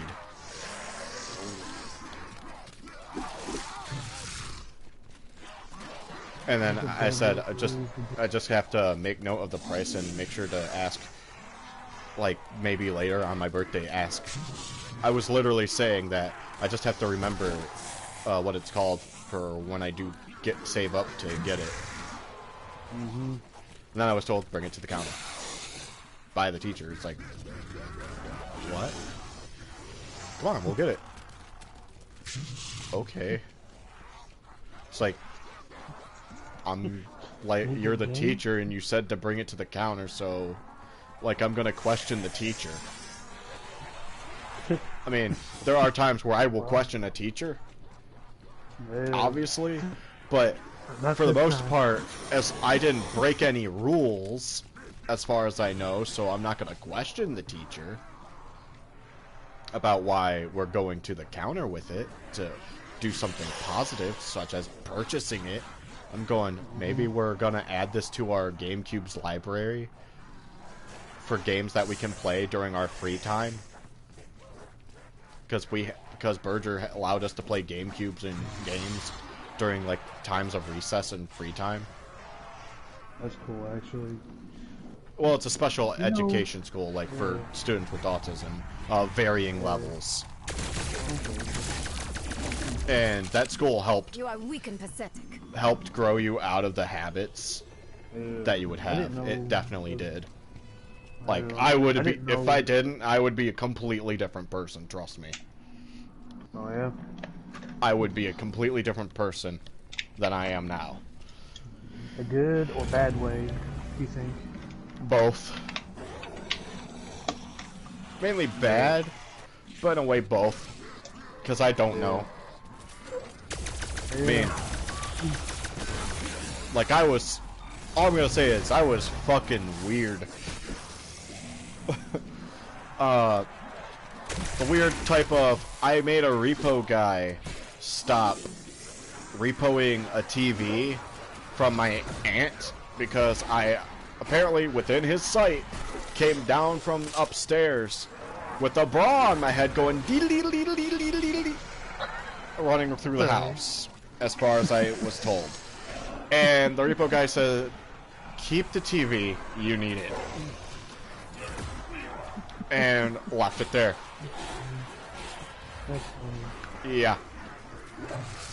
Don't know why. And I don't know what possessed me to do so. Back then. But I'm glad, in a way, I am not like that.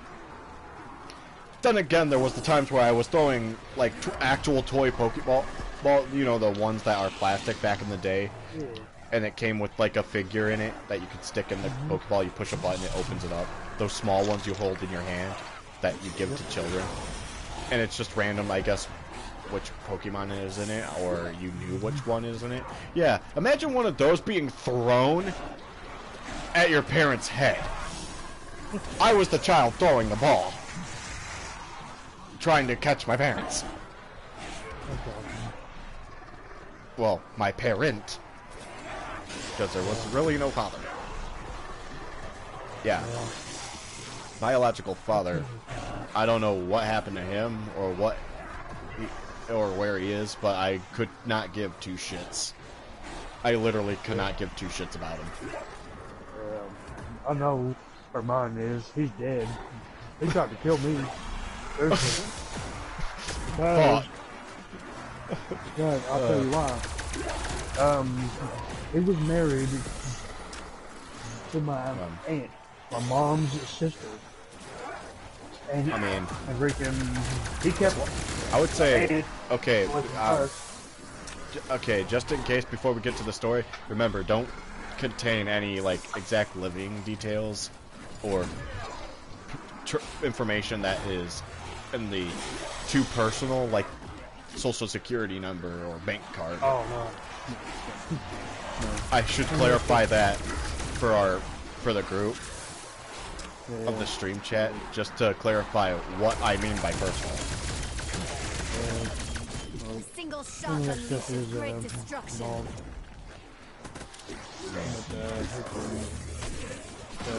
He was a young, my aunt away for freaking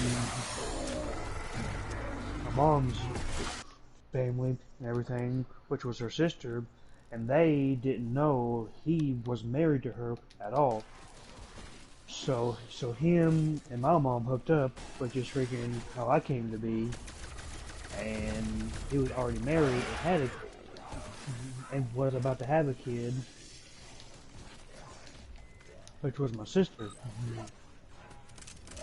who is also my cousin. So he found out about that, got drunk, and tried to freaking kill me, my mom, my uncle, my mama, and papa. So, in other words, go insane and try and kill the whole family. Yeah. I have a history of that too. Like, I have a history of family members that tried that, but story for another time. But I think either my aunt killed her or him, which I don't think so, but I think his brother killed him, which would be my uncle. I've never met him. I don't know anything about him or nothing. And come to find out, he screwed around with a bunch of other people, and so freaking I got freaking 3 or 4 other brothers and sisters out there, half brothers and sisters I've never met. You will not stop. So he's dead. I don't care though. I've seen a picture of him. So like, that's weird. Yeah.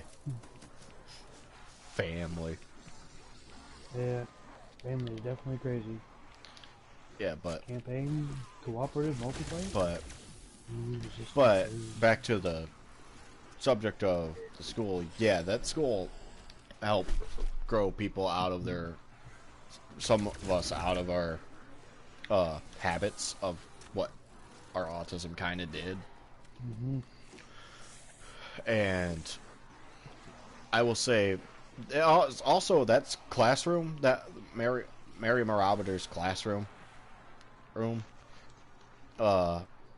which was class, I remember it as room 215, which is why some of my old usernames had 215 in the name, because I liked the actual room. It was actually a good classroom. And that's when I learned about, because before we were able to use the GameCube, the teacher brought us all to a computer as she typed up a bunch of rules for the GameCube. And we all went, that's okay, rule. Yeah, that would be fair for turns. And the using the rules of we all agree to which game we're going to play, and we all take turns when we go to play the said game. And after that, she printed it out and had us all sign it. She was literally teaching us the terms of use and reading them and agreeing upon them before we can do anything on them. She taught us about pretty much contract and signing a rules documentation or terms of service to use something before we can actually full on use it. And we played a lot of Smash Brothers. And in Smash Brothers, we made a amendment to the rule of if after every match we'll swap out the losers, and winners can play the loser, or losers can play winners, and then eventually in another classroom I visited where that was the case,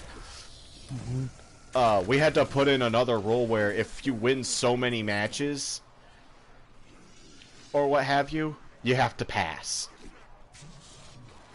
That way everybody gets a chance to play. Because me and a friend, Vince, were so good of a team on Smash Brothers Brawl.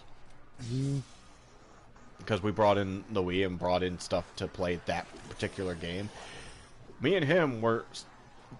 were a good enough team to where we could barely lose. I was the one dealing damage. He did the attacks that would send our foes flying.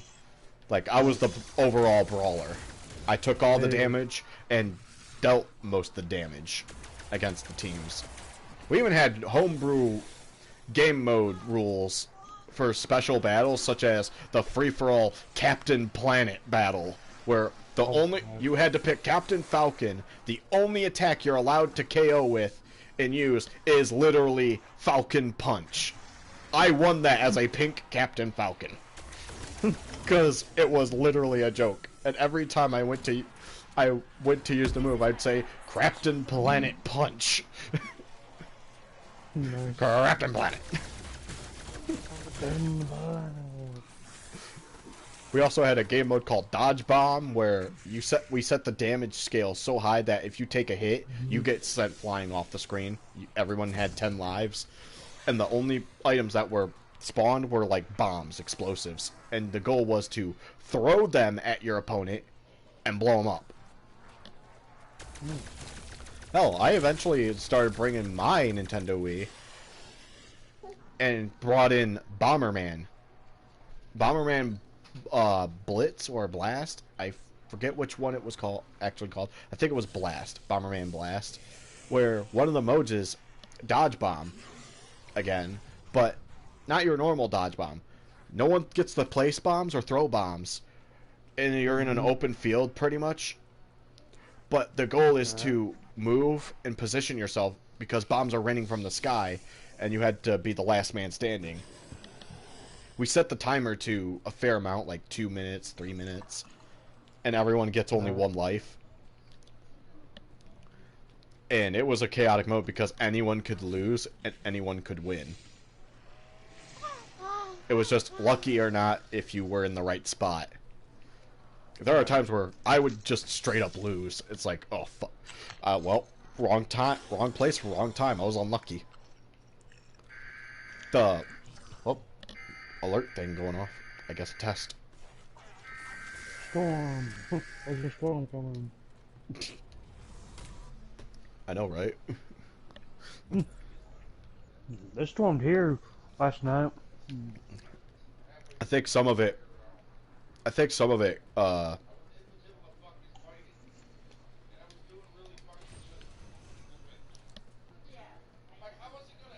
Man, Warhammer is an 8 gigabyte game. Yeah, The that updates is freaking 80 gigabytes. I really like that classroom because it did, without you realizing it, it taught you. It really did teach you certain things about the things we have today, such as, think about it.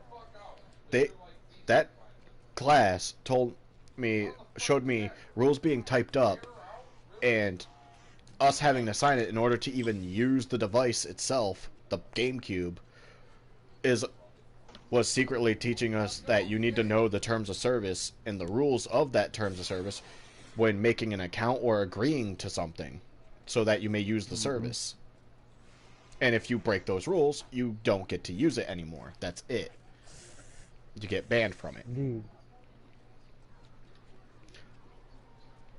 Also teaching us the thing of, if you do good, you'll get good rewards. If you do bad, you won't get said rewards and you'll get a penalty. Such as should be honestly. Like, oh, you didn't do that good. You know, you still get free time, but you just can't enjoy this, and this. Yeah. It's like, just, your free time is restricted to maybe what you can do at your desk, which to me was drawing.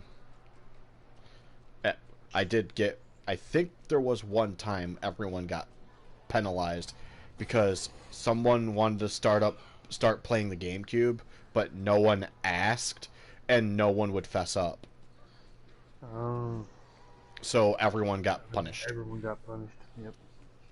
And I guess whoever decided to not fess up stuck to their guns. Like, stuck to their guns and still decided not to at all fess up for the life of them.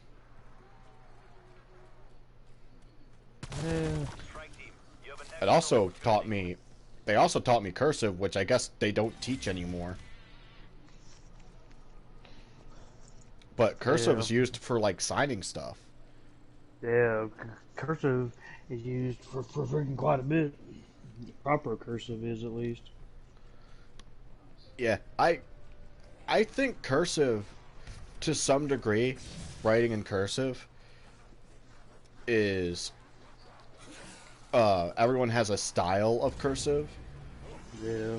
A lot of it Mine, I think, is easy to understand what's what, but you can understand that I signed something, too. Yeah.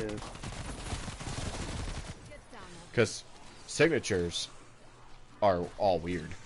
But the cursive signing and signatures and stuff, it also helps to identify, to a degree, somebody's, like, actual hand signature. It is honestly it's usually unique to every person. It's very rare that two are alike. Yeah, it is like a freaking fingerprint and thumbprint. Yeah, it is best to have freaking a good cursive signature. Because freaking anyone, you can just freaking also, I think that class also taught me how to remember my address too, because I was bad at remembering the address to my house. Yeah. Like, I'd go, I don't know, I need to look at it to know that that's the address. I was bad at remembering it. But then, eventually, it's like, after you write it so many times, because they make you remember it. Yeah. Hell, there was... We had the spelling test things, where you were tested on spelling a word. That and how that worked in that class is, what they did is, if you got every single one correct, you didn't have to do anything additionally. It's like, cool, I got them all right. But if you got any of the words wrong, the words that you got wrong, you'd have to write 5 times and then turn it in. Which, of course, wasted some of your time, and the more mess-ups you did, it wasted more time. But because you wrote it again and again, you'll eventually learn it. Yeah. Honestly, that's how freaking it should be. And the journals at the beginning class, which is essentially, you get into class, you start writing the journal. The teacher would have us read the journals to them. And I guess, or at some point, we all got to read the journal. But mine, I eventually started adding, P.S. Can I have your car? Like, I had jokes in the PS ones, and I guess they enjoyed that. It gave them a laugh. They knew I was joking, and I made sure to keep it. I knew other jokes at times that I wanted to use, but I knew it wasn't. I was in school, and I knew that would be against, like, rules, so. And back then, as a kid, and even now, I am kind of a stickler for rules. Especially hardcore stickler for rules back as a kid, because I always followed rules. Rules are good, though, honestly. They're there for a reason, obviously. And back then, if you did something... Back in the day, when you did something wrong, when you did something wrong or broke the rules, you learned the hard way why they're there. Yeah. And the punishments they come with. Yeah, and like, honestly, it freaking should be Wild Western rules, in my freaking opinion. Screwed up. Oh, where? Already, hey. Oh, where? Oh, you mean like literally if somebody breaks the rule or is caught cheating or something, you take it outside? Yeah. and whoever is left standing is obviously they were right. Yeah. Yeah. But or just to gather freaking a mob on them. Like, they messed up in our town. Or if or do this if someone's accused of cheating or something, everyone has like a paintball gun for duels or what have you. You go outside, and whoever can hit whoever first with a paintball and more closer to a deadly area shot wins the argument. And you don't drag it out any further. That's it. You dealt with it. He's right. He got the better shot on you and it would have killed, and he also got first hit. That's where you get cameras, or you get those special type of vests or what have you, or something that keeps track of, or special things that tell you got the first hit or who hit who first. Like, when did you get a hit? When did you receive a hit? If you got a hit before you received one, then you win.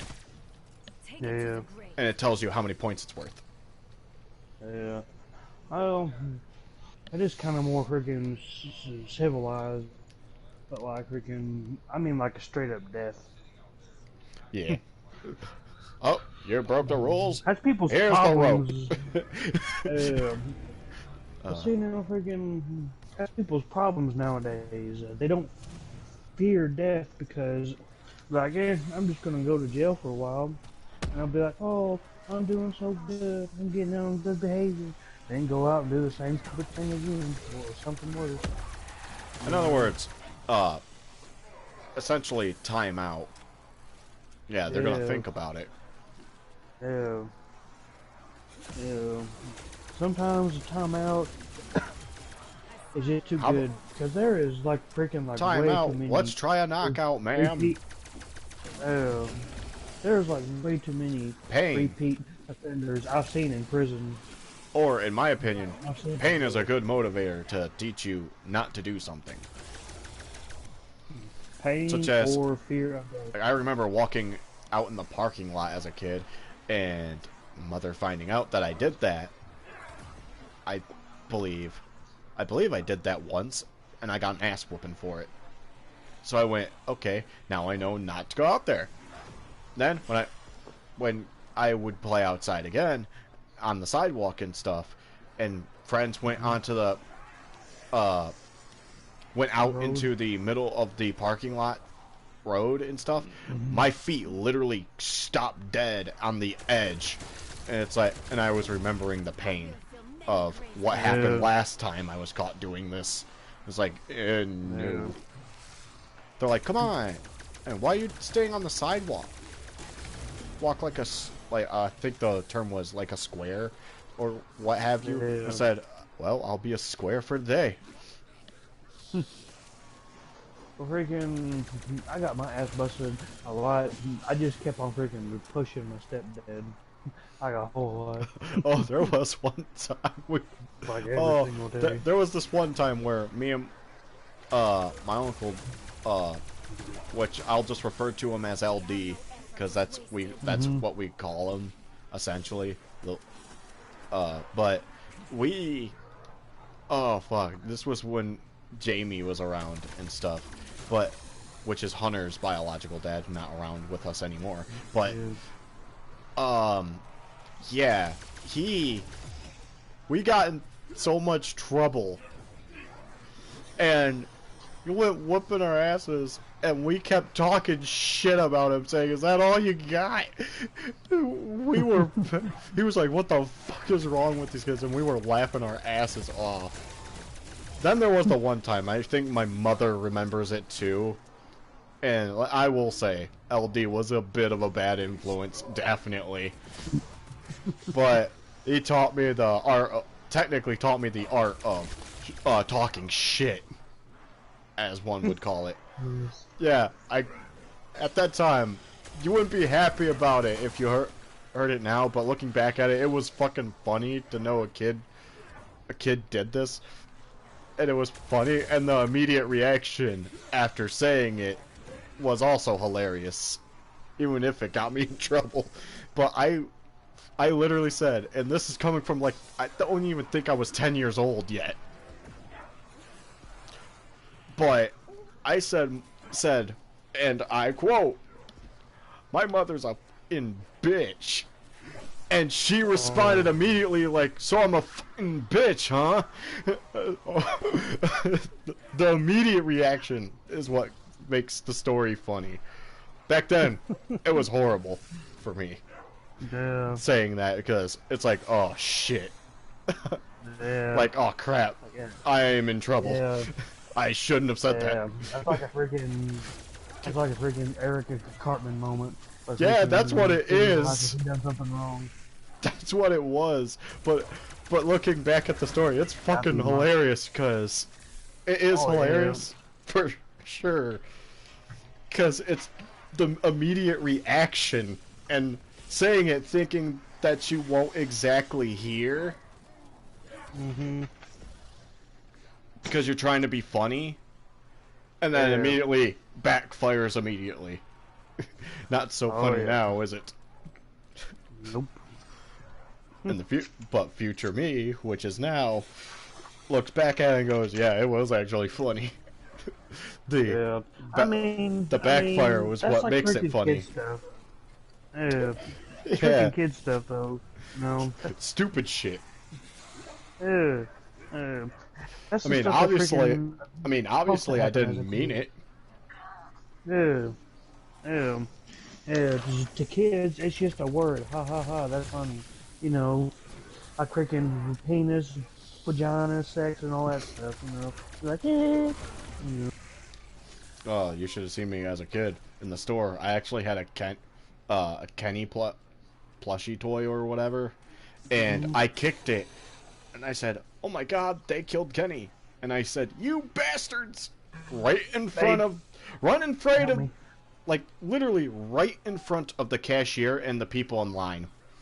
They were like staring at my mother with like an open mouth, and she literally, I think, with a straight face said, "I'll raise my kid however I want." Not your kid, not your problem. Yeah. Gotta have a diaper under her. But it did definitely make for some funny moments. Oh, yeah. I'm pretty sure.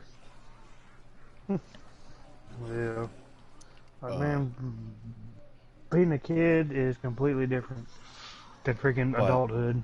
By far. Actually, yeah. Now, what was I talking about before Berger? Oh yeah, the Sonic games and how it came up to be. Yeah. We got so fucking sidetracked. Yeah, big time. But we went freaking right field, left field to a freaking football game somehow. How did we get?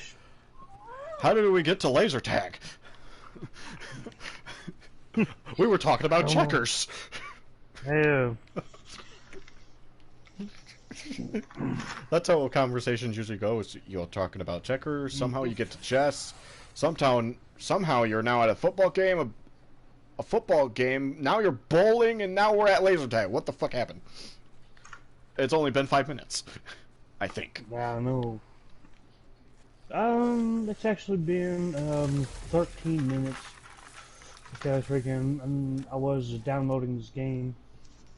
Yeah. Better after pooping. With the Sonic games, continuing from the Sonic subject, after Sonic Adventure 2 and playing Sonic DX for as long as I did, which was an enjoyable experiences in itself, I then tried when I guess my aunt got it, Sonic 06. The Sonic 06. I went to play it. Sean was trying to figure it out. I was trying to figure it out. And then also trying to play that game, and then it's like, oh god, what is this fucking game. Like, how can you... How does one play this? And I will say, it was very bad. Like, playing as Sonic, where you're expecting to be somewhat fast, I was expecting the speed of fucking Sonic Adventure 2 or something, because it's on, like, this is a game now on the 360 or what have you, so it's gonna be better, it's gonna work better or something. No, Sonic's fucking slow as shit. It's like, this ain't Sonic, he's slow as shit. Like, super fucking slow. He's not Sonic. He's and then there was the glitches and the things. It's like, Jesus Christ, this is bad. And then you introduce Silver, and it's like, who the fuck is Silver? He's slower than him, and he sucks. Play a Shadow. Oh, he gets karate moves now? Okay. Okay. But, actually, before getting to Sonic 06, I forgot a Sonic game. Going back, there was actually a game called Sonic Heroes. And then Shadow the Hedgehog. I played. Sonic Heroes, I played the heck out of that game. I liked it. It was, like, it felt faster. It felt faster. And then Sonic Adventure 2, and you had it was showing you the effects of being a team with your characters. Like one character is a flying character. They can fly. They can do all the flying stuff. One character is a power character. They can break through certain things. And then you got your speed character, who is the fastest and lets you get through the levels fast. Whichever leader is in the... Like, whichever is the leader in your team formations determines what effects you have. If you're speed, your team is fast. You got max speed. If your team is power, your team walks side by side, but slower. And your attacks, as the power character, are able to break through certain objects and perform certain type of attacks. And are a better choice to deal with certain combat scenarios as well. And flying, obviously maneuvering around and getting across, or getting to very high up platforms, or getting to certain platforms you couldn't normally not reach. He was pooping a lot. Holy crap. And then... Oh, the problem was... Then you got, fucking... What was it? Then you have the... It's a Shadow the Hedgehog game where you get to use guns. Shadow with guns. What the heck? Yeah, Shadow uses guns. Unlike Sonic, he will use guns. Because Sonic doesn't use guns or whatever because he doesn't want to kill anybody or harm them that bad. Whereas Shadow don't give two fucks. It's a weapon serves his purpose. He's not afraid to kill someone.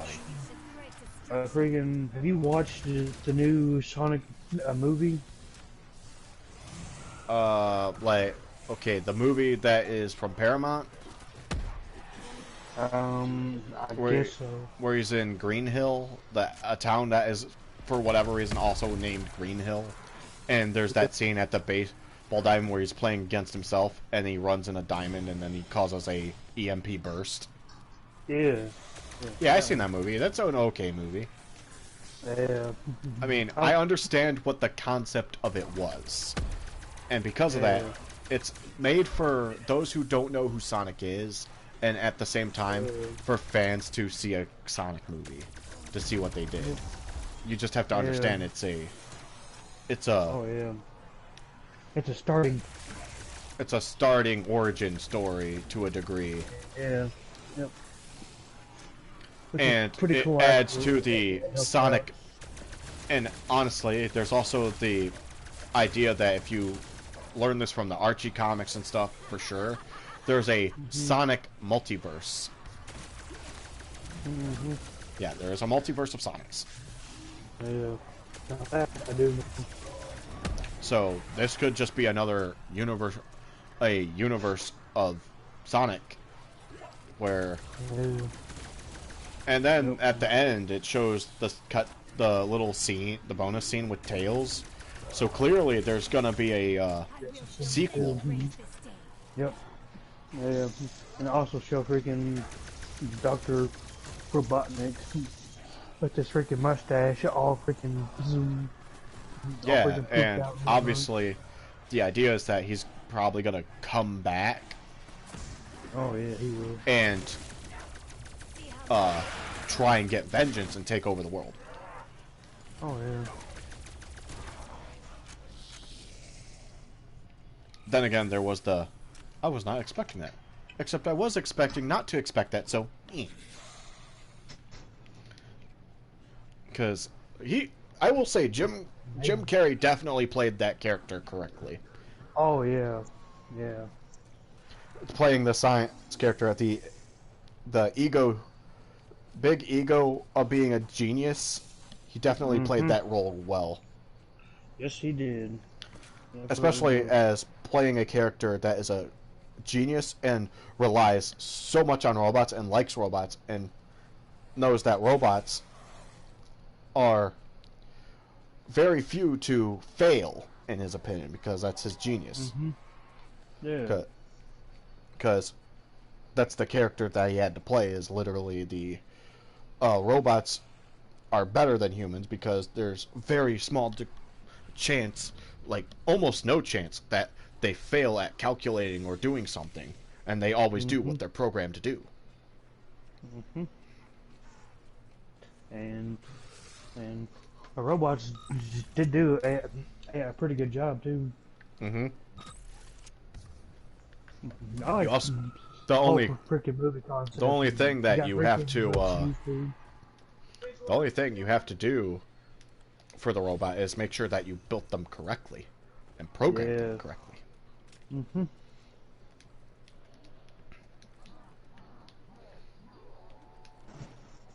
But still, yeah. it's like, fuck it. That character was great. Oh yeah, big time. But after, but I will say, after playing Shadow the Hedgehog, which I like that game, and I guess other people said that Shadow the Hedgehog is a bad game.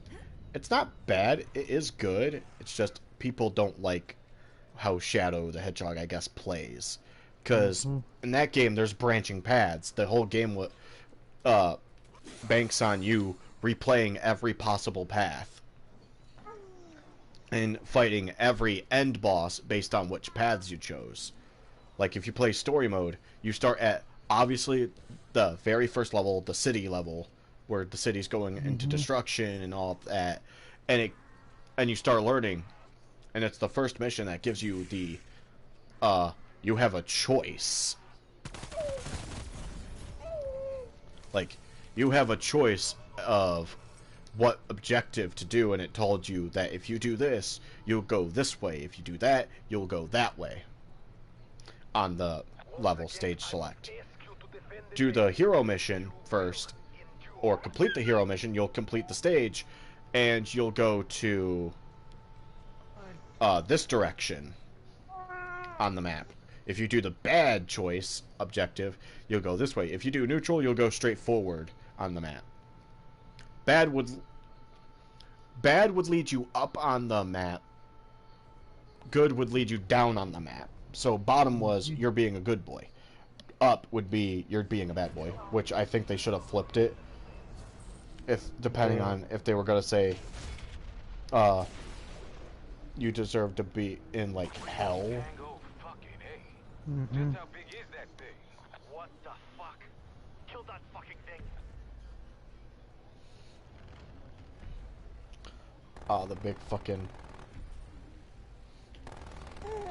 The big fucking creature approaches.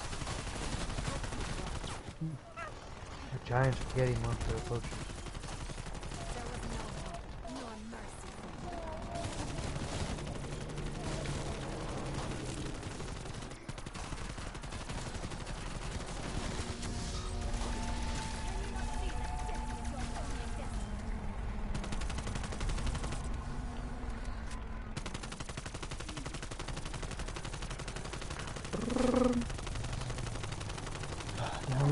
Bloodborne, man.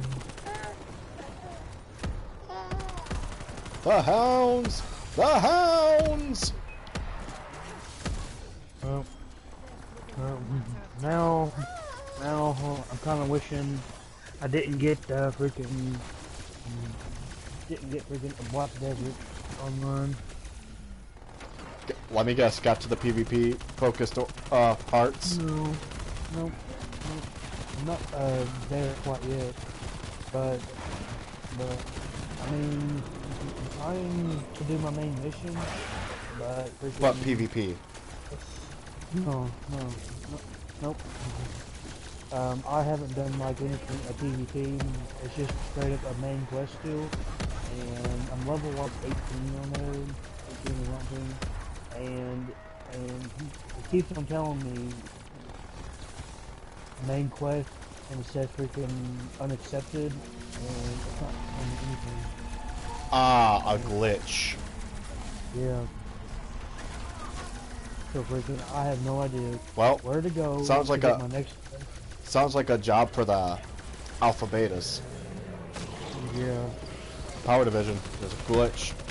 Find the disruption. Yeah. I just had an update to fix that, but mine still ain't freaking fixed.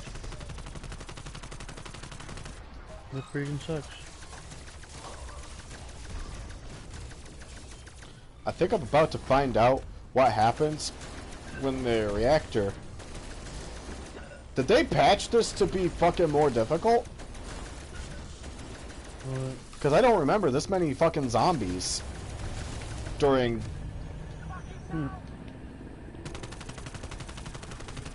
Like, I don't remember this many fucking zombies.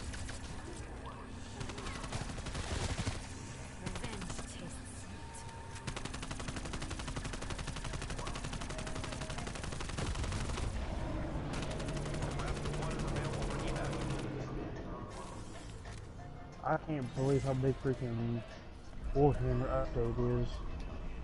I mean, the game Wow! is 7.8 gigabytes, but with all data, it's freaking 79.2 freaking gigabytes.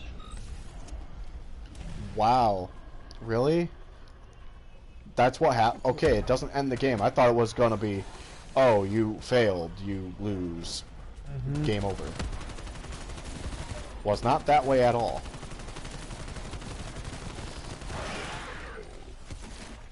So they made it more difficult and gave you a reason to recap it, I guess. Your presence here was undesired.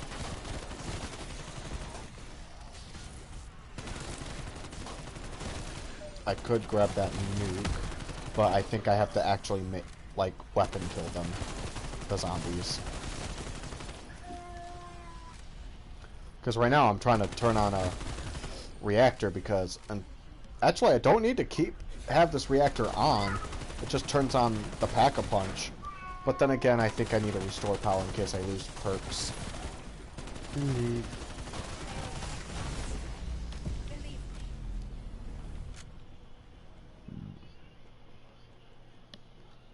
Reactor turned back on. Granny is back. New cutscene. Twins. Looks like a homemade game or something. Man. Yeah, fucking... My Pathfinder games, like... Because...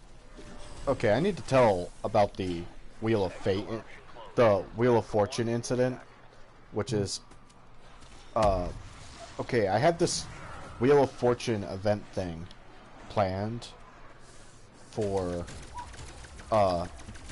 D&D, but because we were crunching on time and I wanted to give them something to do, I decided to launch the Wheel of Fortune test thing, where Maik, the liar, I didn't tell him his full name was the liar, he was just Maik, and he brings up this wheel for the players to spin. In other words, roll percentile die to see what you land on, and you get various prizes or penalties.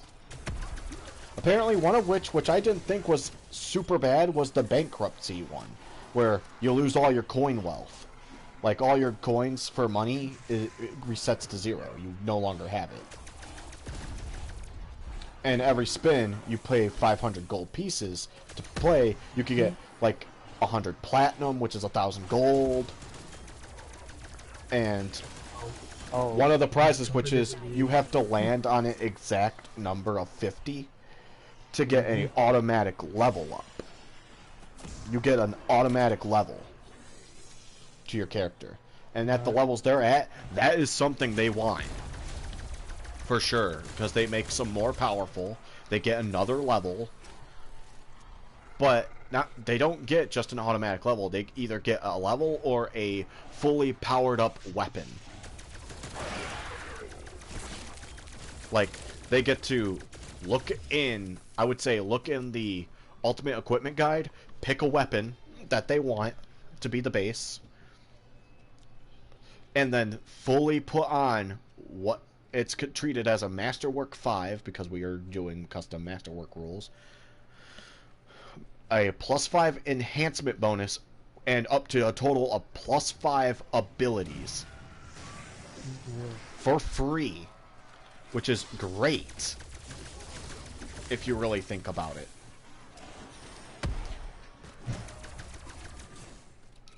And Tori lands on the level up, gets it, and then continues playing. Finally lands on the bankruptcy card. Apparently, I forgot to explain that there's another one that just says bankruptcy. And it was more of a chance because on the flip side of level up, I made it to where you get negative levels. And to explain what negative levels is, if your negative level count hits or equals to your current level, you die instantly. Your character dies immediately. No bleeding out or in death saves. No, your character is dead as if they failed all their death saves and stuff. And what a negative level does is it doesn't lower your level. It just puts a it's like in Smash Brothers, you get one level of negative to you, which is -5 to your max hit points and a -1 on all rolls.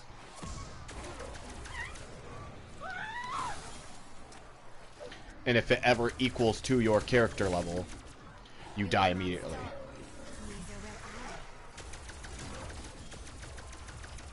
Some resurrection spells give you a negative level. If your negative level is equal to when you get rezzed, you have to get greater restored. Or, yeah, restoration or something that heals negative levels off you within the following round, or you die again.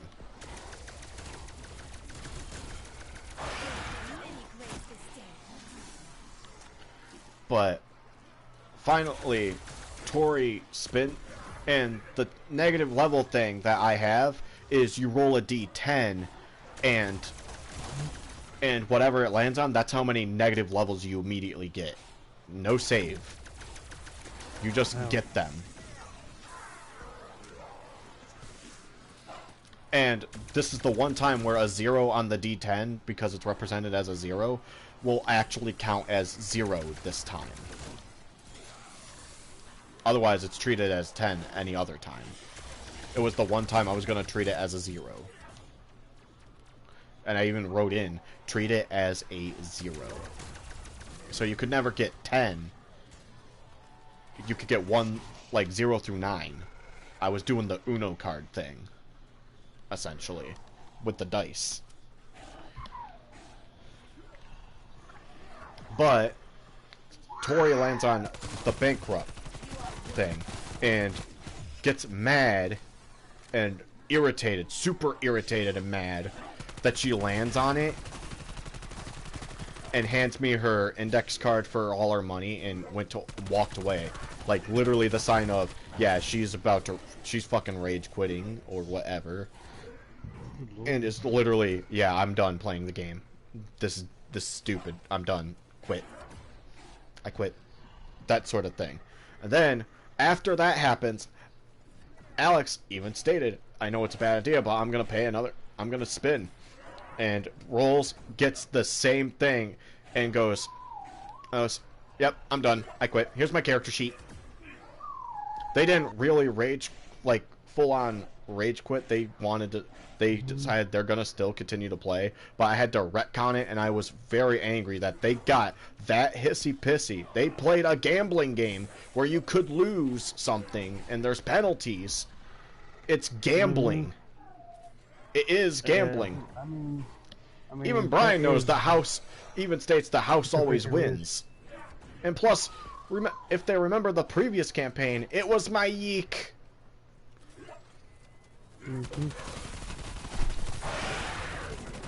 And that's the thing. It's like the deck of many things, which could be worse. And trust me, it is worse. Bad things can happen. And usually, for the most part, it's to a degree that no one would touch it, but I think the wheel was better than the deck of many things, because it won't outright kill you. Unless you get enough bad rolls. At worst, you just get you get a few negative levels. At worst, you don't die, and you can get them removed with a correct spell. Whereas the deck of many things, oh god, the things that those have. One of which is you lose everything in your possession.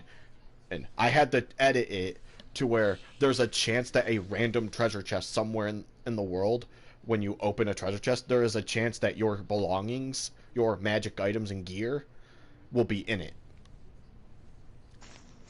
And you will get all your stuff back. Including your money. Nice. Because what it is once you get that card, you are immediately stripped away from all your possessions, including your wealth.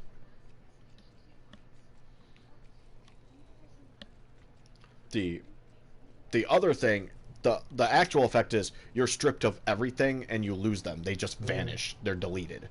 They get put into the recycling bin, and then somebody goes over, clicks on it, empties recycling bin on the computer. You no longer have it. You have to go get brand new ones to replace it. Today's date. I think the 16th? No, 15th. 18th. It's the 18th today. Oh, it's the 18th Doom then. Eternal, the Ancient Gods Part 2 just came out today. Ah, nice.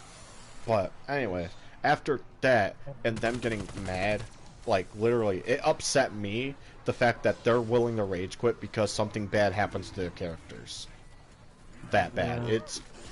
That's also part of Pathfinder, is the bad things, and dice not being in your favor. It's Pathfinder. This was a time where the dice were, the percentile die were speaking and saying, this should happen to you. It's like, literally, after Tori gets a level up, which is hard to come by now, without fighting hundreds and hundreds of hordes to get billions and billions of experience points.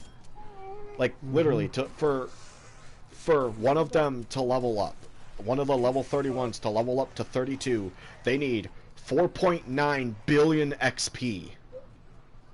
That's how much XP they need. You want to know how much I can give them on average with the encounters that they've been having? 1 million. 1 million XP. At most. To the party. Sometimes 2 million XP. At most. To the party. Which means they would have to play around 900 more sessions at that rate to get a level. Yeah. Maybe. Or get close to getting a level. So, anything that grants an immediate level up is a godsend at this point. But seeing how that went, I had to redo the Wheel of Fortune. I ripped up the original and decided, you know what? Fine. Now I'm going to make the Wheel of Fortune literally way less powerful, change its rules to where literally the only prize you can get is essentially a free item, or money. That's all it grants now. No more free level ups, no more free powerful magic items. No, you get none of that anymore. You want a free level up? It's going to be part of an arena where you fight to the death. Oh, and if you die in that fight to the death, which is 1v1, you get no chance to come back. You die, that character dies in that fight, you lose that character completely. Dang. And also, you lose any possessions that that character also had, because it becomes the possessor of the winner. To the victor goes the spoils, is the rule. Yeah.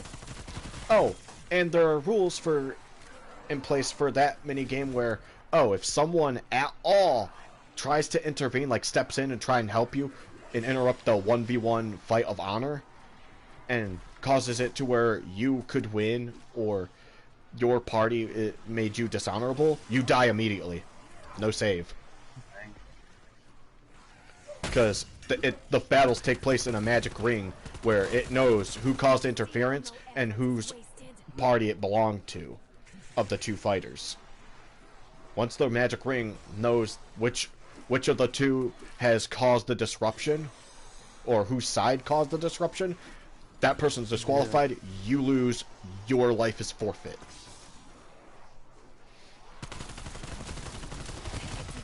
Because it's the hero's duel ring is what I call it, where it is honorable 1v1 fight, no interrupting the 1v1 champion duel. Like how in some of the Warriors games, I think in some of the Warriors games, or was it in Warhammer? I don't know which one it is, but there was a mechanic where a hero would be challenged to a battle by the enemy army hero, and both those heroes, if you accepted it, both those heroes would 1v1 in combat. All the other soldiers would have to butt out and sit it out.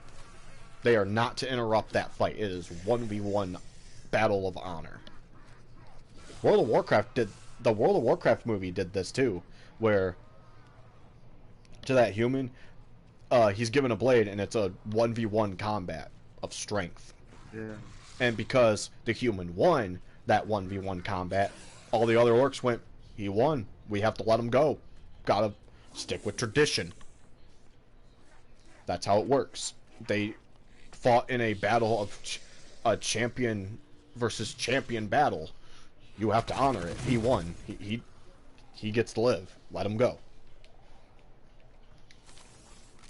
Yeah, that's essentially what the ring is. If you at all interrupt it, the one who caused the interruption to get himself disqualified gets killed. Magically by circle. No save.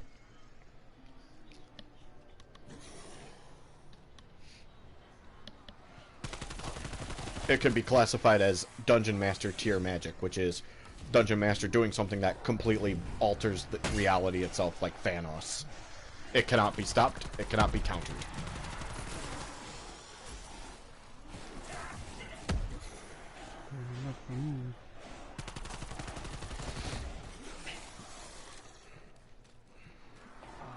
But yeah, if they want automatic level ups, I'm gonna think of death traps and stuff that could lead to the party's death.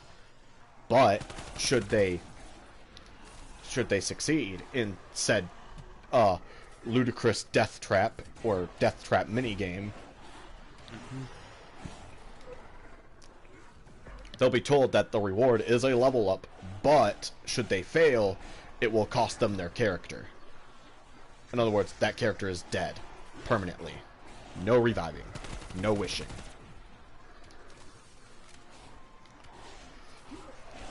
And if they succeed, they get a level up. They get an automatic level up. They go up to the next level as if they have all the experience points needed.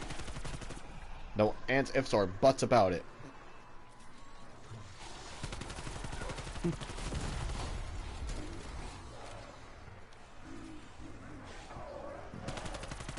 Of course, the death traps have to be fucking ridiculous, such as super high DCs behind, and it would have to be like optional things, like there are like hidden secret mission challenges, and there's obviously going to be given a warning before they enter a room, and it's going to be a spectral room that I'm going to place in dungeons at random, which has a skull on it, and it says the death door.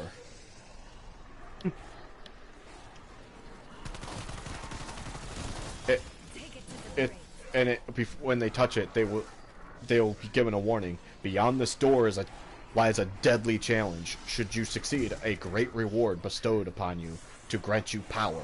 However, failure to such rooms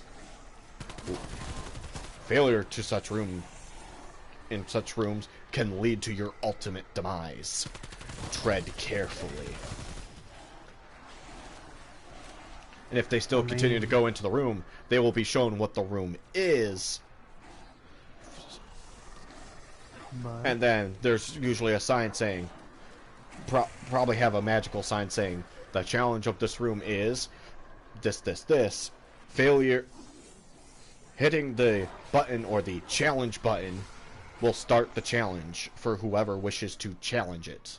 It's always going to be one character trying to solve it. Failure to solve the challenge will cause whoever activated the challenge to perish or suffer a great penalty.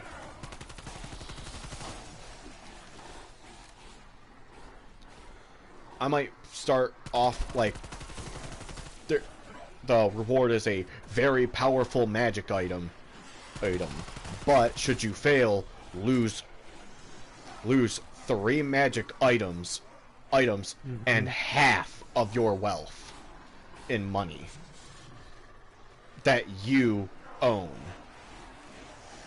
DM's choice of which magic items are taken. This was only a matter of And the obvious choice would be the ones that is considered the best choices, besides legendary items. Legendary items such as the Sword of Mystaria, and what have you, are not to be taken. Legendary items cannot be taken.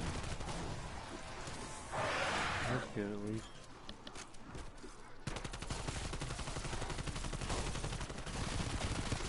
However, this does not mean the Skyward Sword that I gave somebody is a legendary weapon.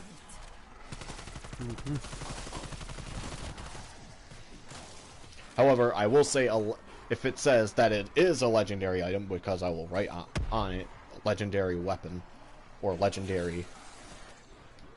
If it has that word on it, like as its type, then I consider it legendary. It cannot be taken. It is protected by legend magic itself. Yeah.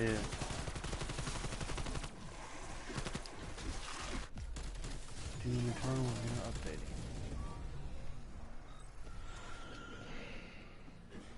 updating. I should have seen that one coming. Tombstone soda.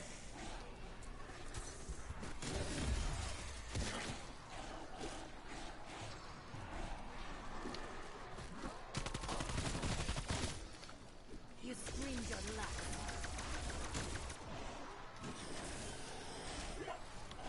Finally, Tombstone soda had a use. But now I'm slow as a sloth taking a shit.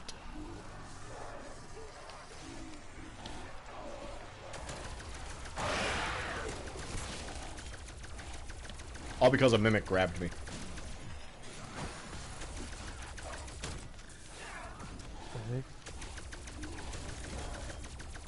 There's a zombie type called a mimic. Yeah. All because it grabbed me. I got pelted upon by multiple enemies.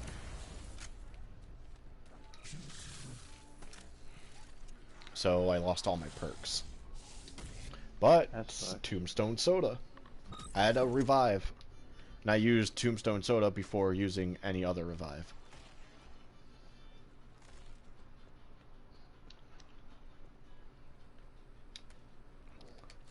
See, that's the usefulness of Tombstone. Because I still have my self-revive, and I still get to keep quick revive. now just buy the 4 other perks because I have the points.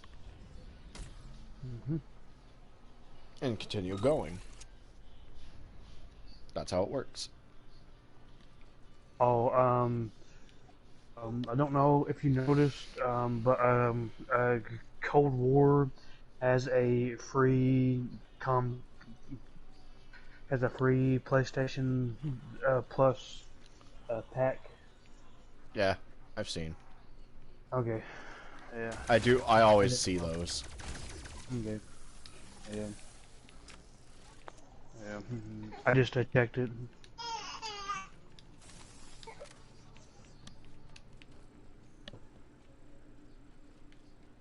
I still gotta get kills with this laser rifle. But yeah, Pathfinder's gonna be fucking fun. Well, we're not doing the session this week. We're doing it next week because we all had a Facebook vote, and it has been decided that this week will be a day off. So treat it as a normal day. No Pathfinder this week. Sorry, those wanting to. With y'all. I mean, besides me, there's Tori, Alex, Brian, and Jose. Jose through Discord because events. Yeah. We figured out a way to get Jose in so we can at least play. Yeah. That's pretty cool. But still, it does kind of suck. I wish he kind of could come over here. Actually, it would have been funny if he was a neighbor. Yeah, it would. Yeah.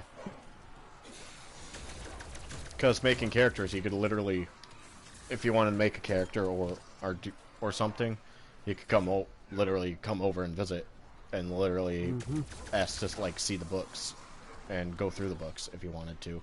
Yeah.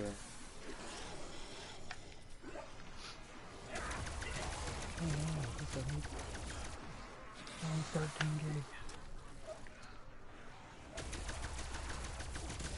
Or at least a neighborhood neighbor. Yeah. Like, even if it's just across the street. Yeah.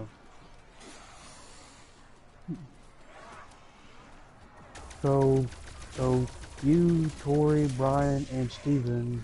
Not Steven. Live. Not Steven. Not Steven. Jose. Yeah. Garar, recruit. Yeah. Yeah. Yeah, his name's not Steven. You said Steven. I know. Brian. Steven. No. Do like all 4 of you live in the same area? Oh, you're talking about who of us lives in the same area. Yeah. Not really. Tori's a drive away. If she's at her nana's, it's a long walk or a drive away. Brian is in another city and is pretty much a drive away, but work has him busy at the moment. Jose is definitely a drive away. Other than that, it really depends on what you consider in the same area. If you're a drive away, I would consider you're technically not in the same area. The same area, I would classify that as a 50-mile type radius. Being in the same township. Ish, yeah. Like, for instance, what would be it? Like, if you were in like Detroit or something like that, and if you're somewhere else, like such as like Livonia or Taylor or what have you, which is near there, that would be considered 2 different locations, not in the same area. Right. I would say only Tori would be the one within the same area. Would be the same area classification, if that were a case. Everyone else is in a different township. Okay. Or unless you go by county. Yeah. Like if it's county, then I would say yeah, only Tori is in the different, is the only one that's in within the area. Alright. Because she's in the same county. Yeah. But everyone else is in a different one. Well, see, how I had it in my head, you, Tori, Brian, and Steven were all kind of like our neighbors. And No, we're not. There was a Nick, and then Jose, decently close by. No, Jose is actually in our state. Okay.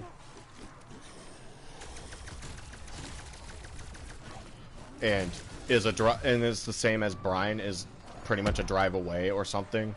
I don't know to what extent, but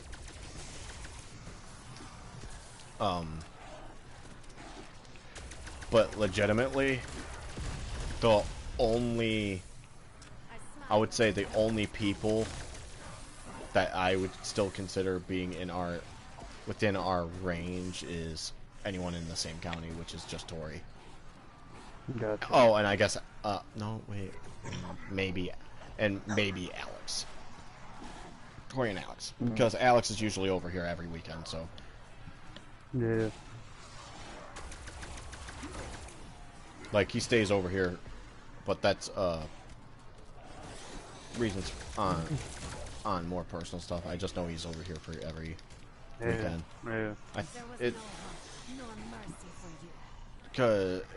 Because it's more of, because he's my stepbrother, it's more of court of the friend and all that other shit.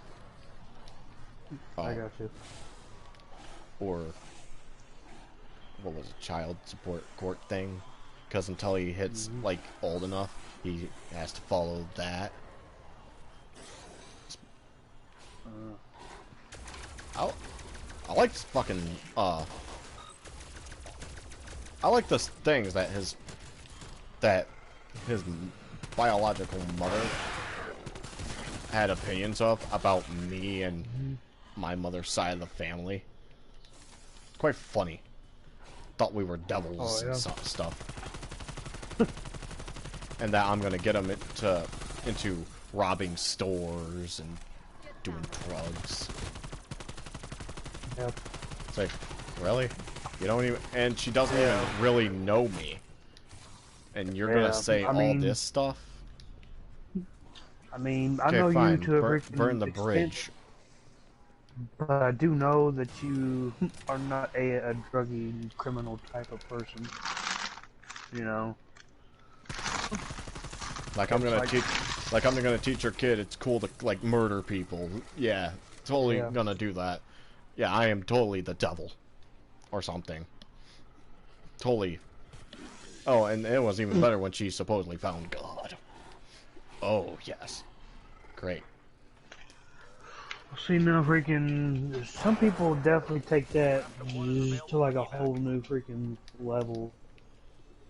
They're like freaking like extreme about it, but they take it in such a wrong sense.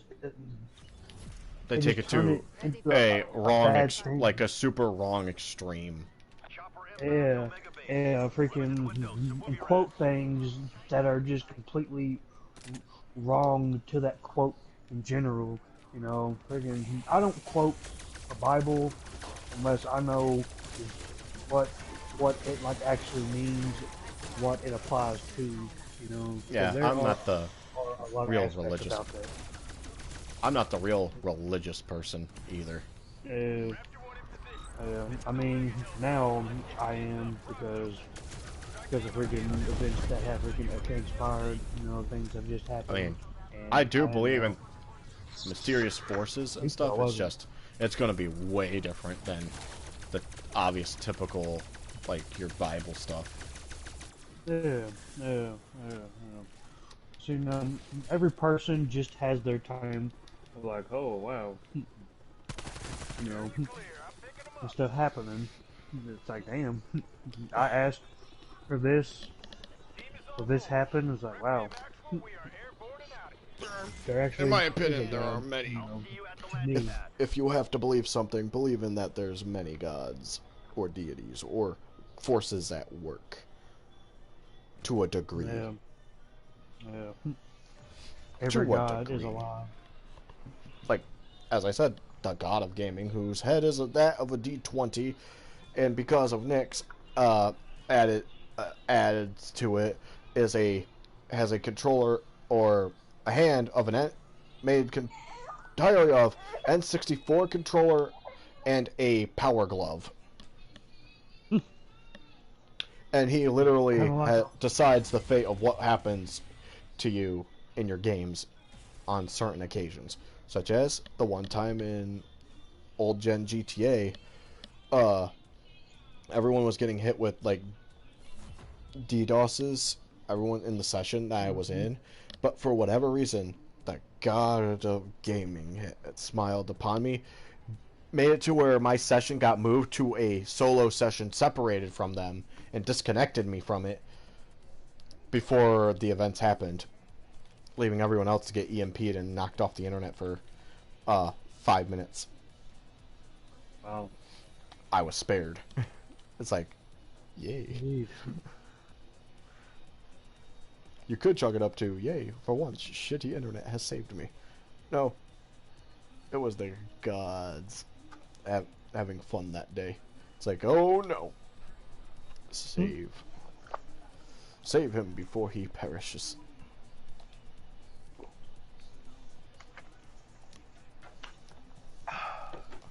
I got the gold Viper on the MP5, but it's still only level 53. Damn. And what is the challenge progression on this? I need to get 20 or more consecutive kills with the AK-74U without getting hit 10 times in zombies. So 2 more times.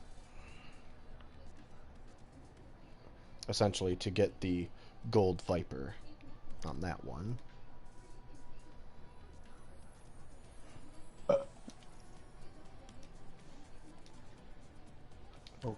How many SMGs is there? So of course, okay, it doesn't count the battle pass and added weapons from other things. It counts unlocked and for real in. Actually, my question is with this one, with the shotgun here. With the shotgun, where is shotgun? Shotgun. Gunsmith. Camo. What is your gold requirement? Okay, it's whatever was in the base game is the gold camo requirement. If it was added in later, it doesn't count towards getting gold on a weapon. Yeah. At least that's nice. You just have to worry about the base game weapons.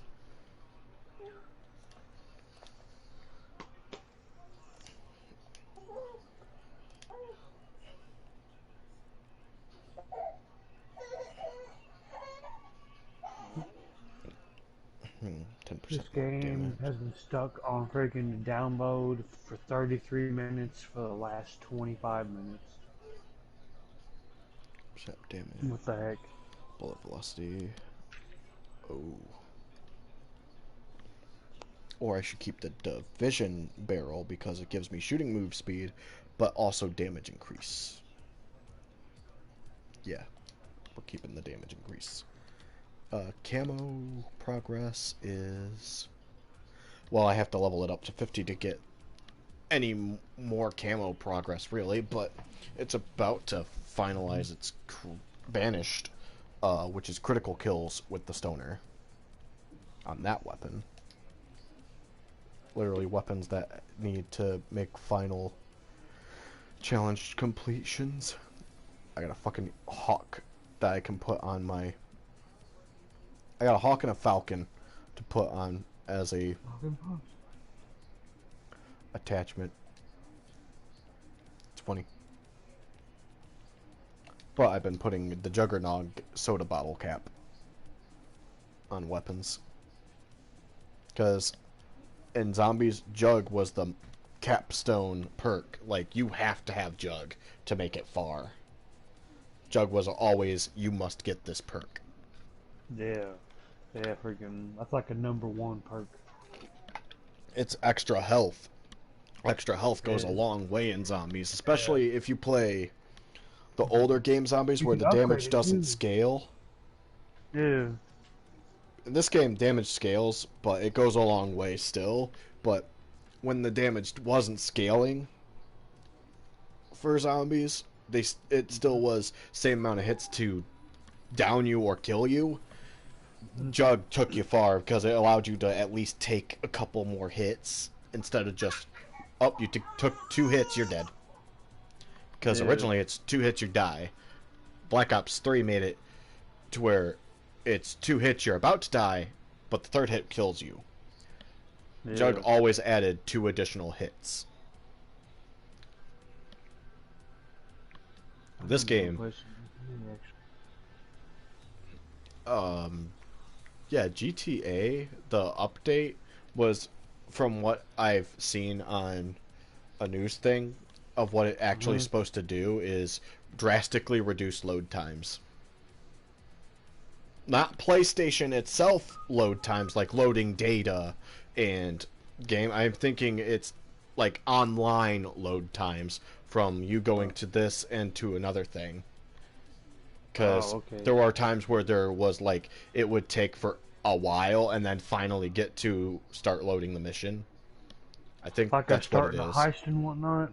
Okay. I think that's what it is. It's like drastically reduced load time. Okay. It might not be. friggin' There might not be I'd much of a take forever, difference.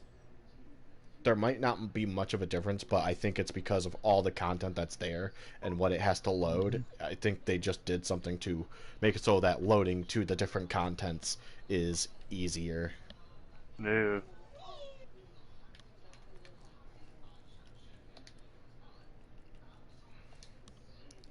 So,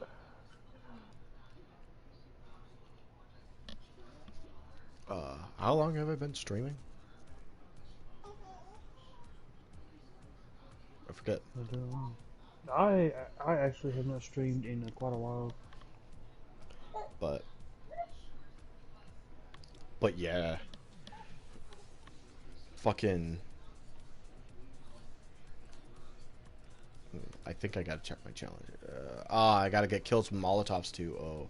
And distracted kills is now my thing.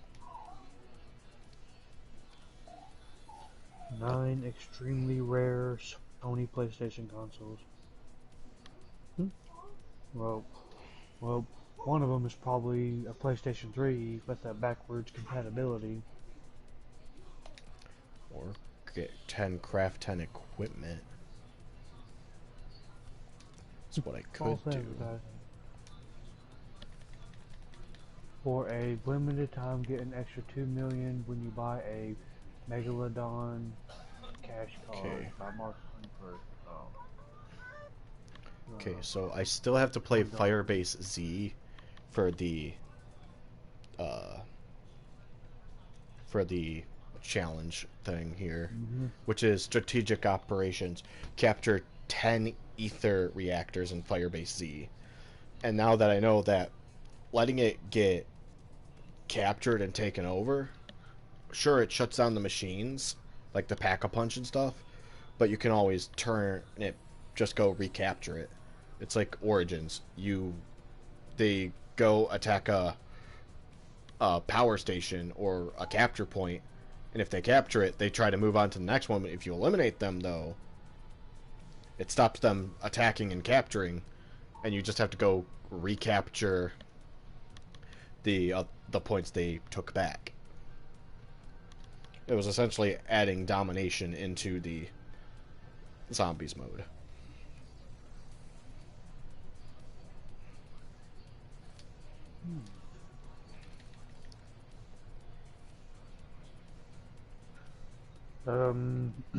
Has COD had an update recently? Because I have actually not checked in a while. Since the last time I played. I don't know. Probably might be there might be in-game updates. I don't know if there's actually PlayStation updates. Yeah. Like, you go in and it just downloads. There are patches. Yep.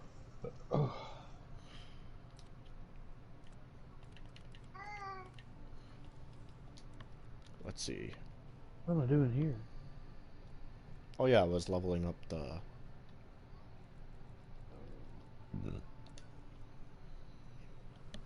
Oh yeah, I have the Pace Breaker free blueprint.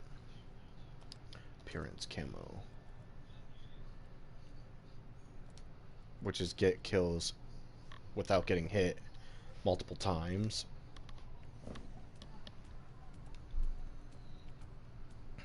And it's the last pistol I need to be able to purple bedazzle my gun. Because that's the joke I had. Because there was this commercial called Bedazzle, where you essentially just put little fake jewelry gem things onto things with glue or something, and they call it Bedazzle. And it's like, really? It's pretty... And then they add diamond camo to... They add, like, diamond camo to the weapons in Call of Duty, and it's like, look guys, I bedazzled my gun. And how you get it is you master every weapon in that class. You get gold on every weapon in the class, and you get bedazzled guns. It's like, what's the point of... It looks stupid. Cool, you got a bedazzled gun. Yeah, I would prefer the gold camo because it looks better. Indeed. But then you also have other camos which are honestly look way better than just golding a weapon. Oh, yeah. Such as Black Ops 3, the Void camo, Into the Void, which I had to play. Yeah, that stuff was cool. Your gun into a lightning camo gun. That was awesome, but there was the fucking headache of trying to go through the effort, and I mean the effort, to literally get the camo, because that camo was a limited time camo you could get from one of the supply cache crates. So I had to play multiplayer to get supply cache crates, because I had a mission which gave you 10 of them. Frustrating, where you had these wins, 75 games. 75 frustrating wins to earn after playing the game so goddamn much. I had very little time to do it. Practically threw a controller over it. And then finally, I did get my fucking camo. And I went, never again will I play this horrible bullshit excuse of multiplayer on this game. I hate Black Ops 3 multiplayer. I loved Black Ops 2 multiplayer and Black Ops 1 multiplayer. Loved them. Yeah. Played 3. Yeah, me too. After playing 3, it's like, what the fuck is this shit? I hate it. It's horrible. 4, still, they don't know what they're trying to be. They really still don't know what they're trying to be. Are they trying to be Fortnite? Are they trying to be Overwatch? Like, what were they trying to be? They were trying to figure out who they are. What Call of Duty should be. Yeah. Then WW2 came out. WW2 came out and it's like, okay, we're in the Second World War. We're back on the right track. Yeah. At least. Black Ops 4 came out after that, I think, or was it during that? Yeah, I think it was after that. But that I liked. It's multiplayer. It's like, finally back on the right track. 4, it's like, I don't like it. 4, I did not like the multiplayer. Yeah, Zombies was weird. A lot of bad people or bad things about it. I mean, the multiplayer on 3 and 4 are horrible. Obviously, this Black Ops, Cold War, went back to like Black Ops 2, Black Ops 1 stuff. yeah. And it's like, good, keep it this way. Yeah, field upgrades is literally, they took a page out of Modern Warfare's field upgrade system, where it's just literally some form of equipment or something that is rechargeable. No superpowers, it just needs to be a field upgrade equipment item. Like placing the gas mine, it's a rechargeable, you don't always have it when you spawn. That's how it should be. Mm-hmm. And the fact that they made score streaks literally, oh, you just earn enough points. It takes a lot more points, I guess, to get a score streak.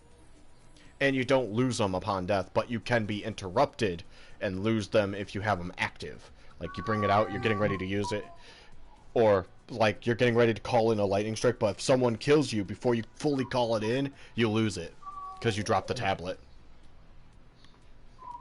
So there are cons, which I guess balances it out, because the fact that you get to keep the score streak earned and the amount of score you have earned towards the next one through death.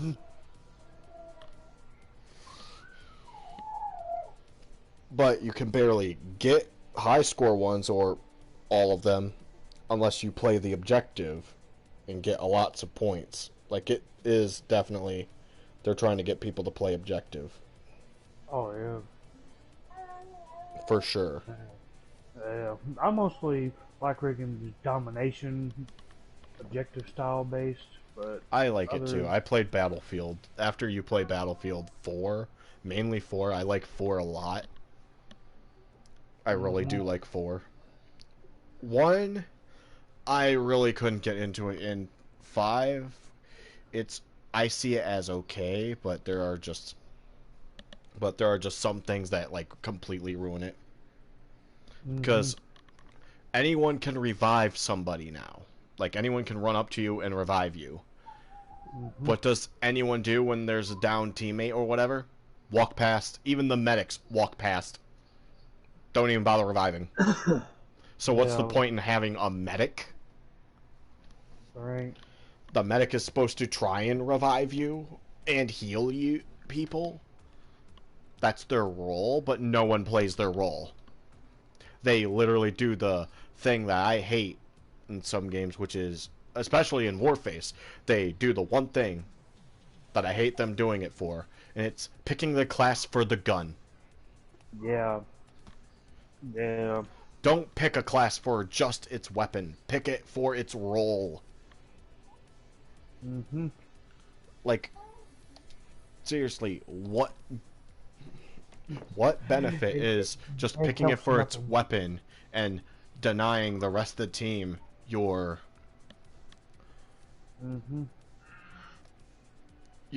the actual medic role being played? What is the actual benefit here?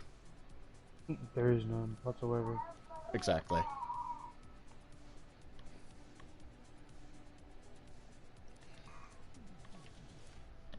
It's like, Jesus Christ.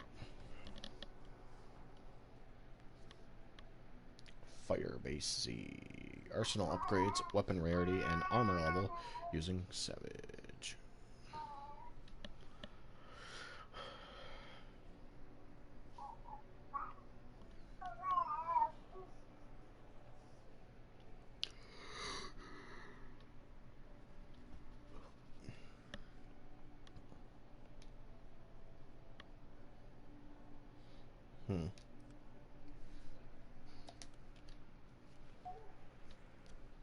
Might as well upgrade my SMG. I could have went with the 1911s. I mean, after dual wielding the Magnum in this game and having it pack-a-punched and Outbreak and dual wielding it, where at certain points one or two shots kill a zombie and getting headshots was quite fun. It's like, yes.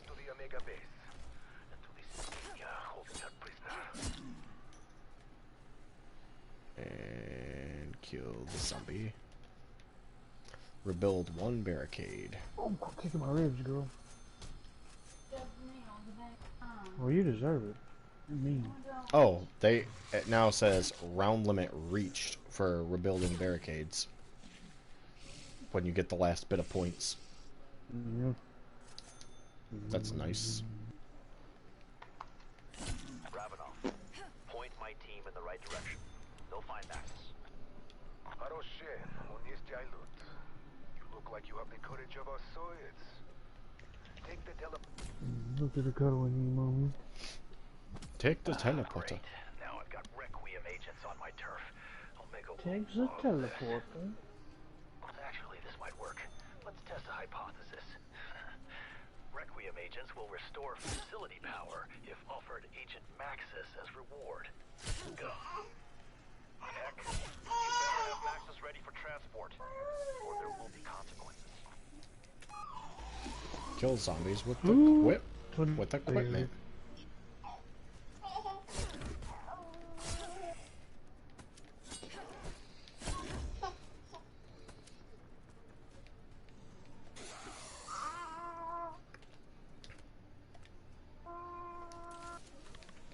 There we go.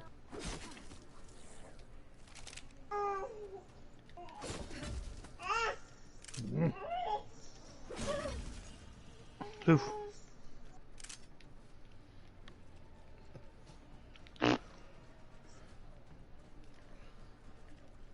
The reason why to have a tomahawk early is for this exact reason, and that is the kill enemies with equipment.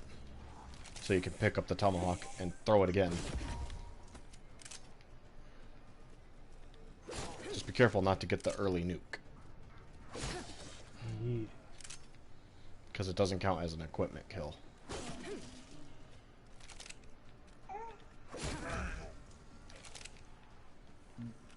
Semtex armed.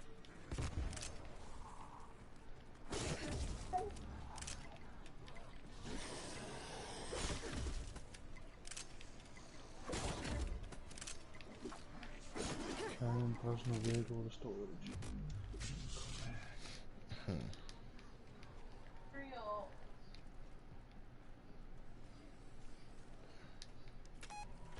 Get critical kills, which means shooting.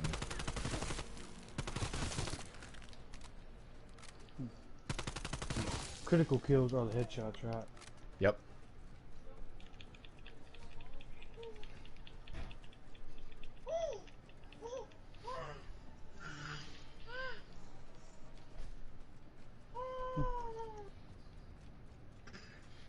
Or anything that causes critical damage to be the finishing blow. Gotcha.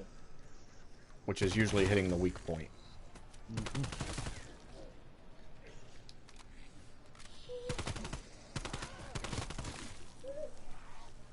Usually, in zombies, the head.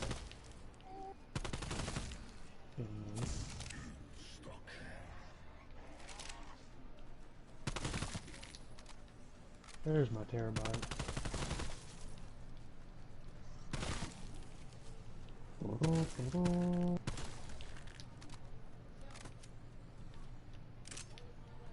Honey.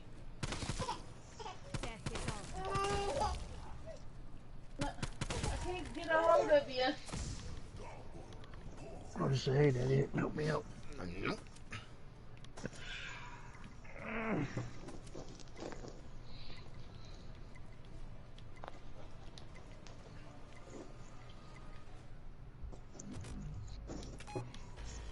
Rebuild barricades. Oh no. This challenge.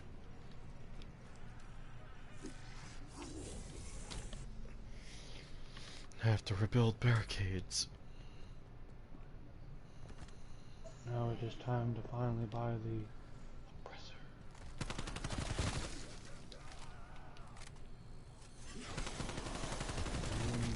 Revenge tastes. What kind of upgrades can you do to the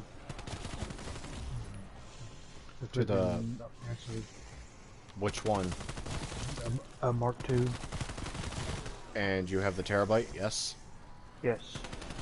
I would say if you do put a weapon on it, one of the weapons you could choose to put on it, always go for the homing rockets. Never the explosive cannon, because it's weak and it sucks and too slow to fire right. Yeah. How much is it though? The rockets? I forget exactly how much it is. It's been forever. I can probably just Google it, actually. And your typical upgrades of, you could give it a countermeasure, or what have you. You can give it a weapon. Yeah.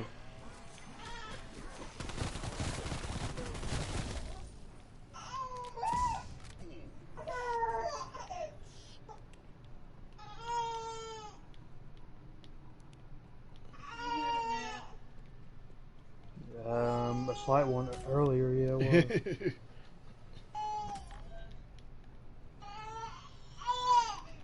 We'll put her to sleep.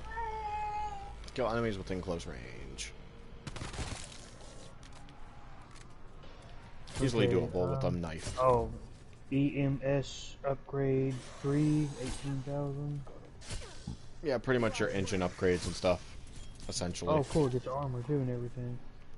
Armor is just health to a vehicle. That's all it really is. As I said, your typical vehicle upgrades for engine, HP for the vehicle. Yeah, okay. So the upgrades actually aren't all that inexpensive on it then. So yeah, we can probably upgrade it for like under 500,000, depending on what all you actually get. Send that to my terabyte, which I am in right now. Hope you rot. Sold. And then 800,000. I now have an M60 as my secondary weapon. Nice.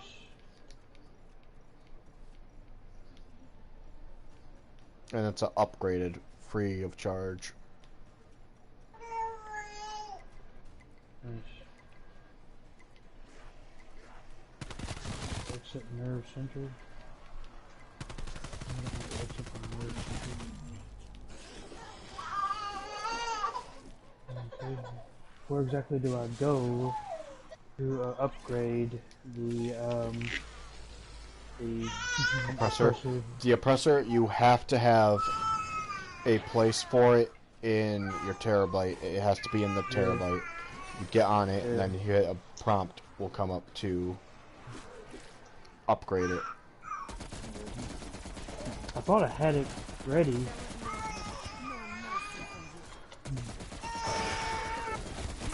You're getting a bottle right now, chick.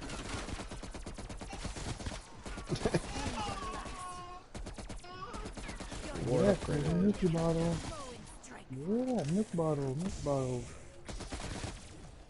Ravioli, Great Barrier Reef. Look at you, eyeball girl.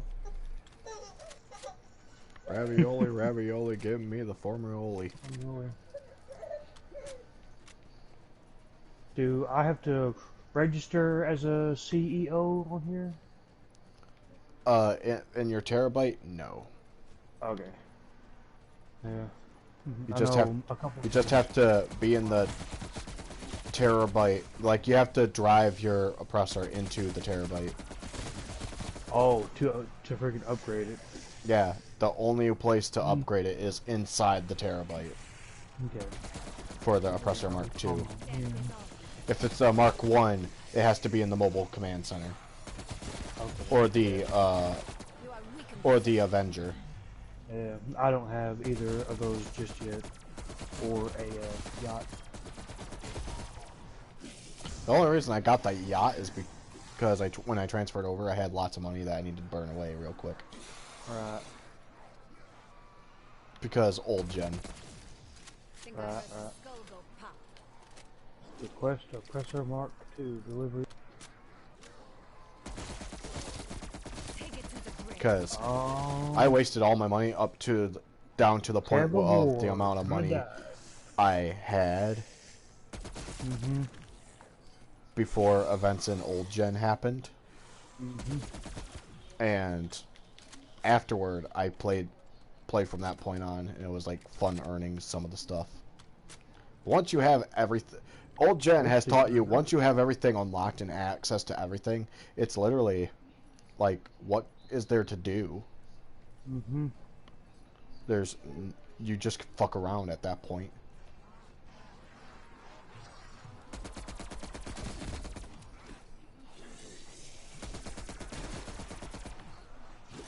And I would say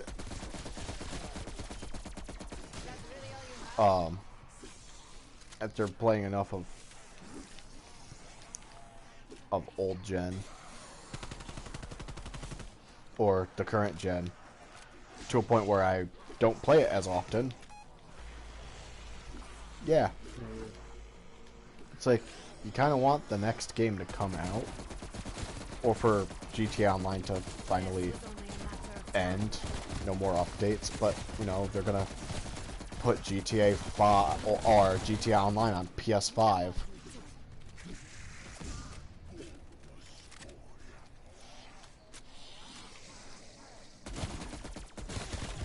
Like, that game has gone on long enough, in my opinion.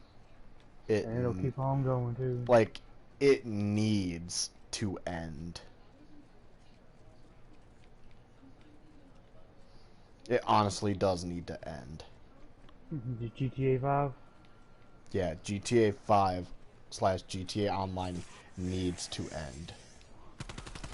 Like, it's gone on for way too long. Every update we get is literally like a shot glass of content to do, or is a remix of another mode or something.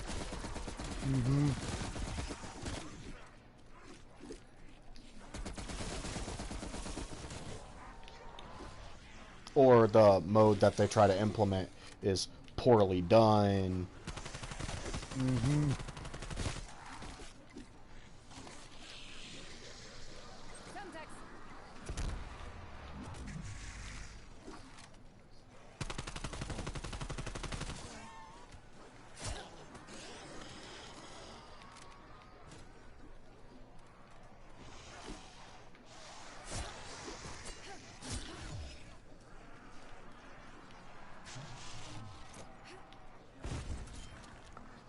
They should have run.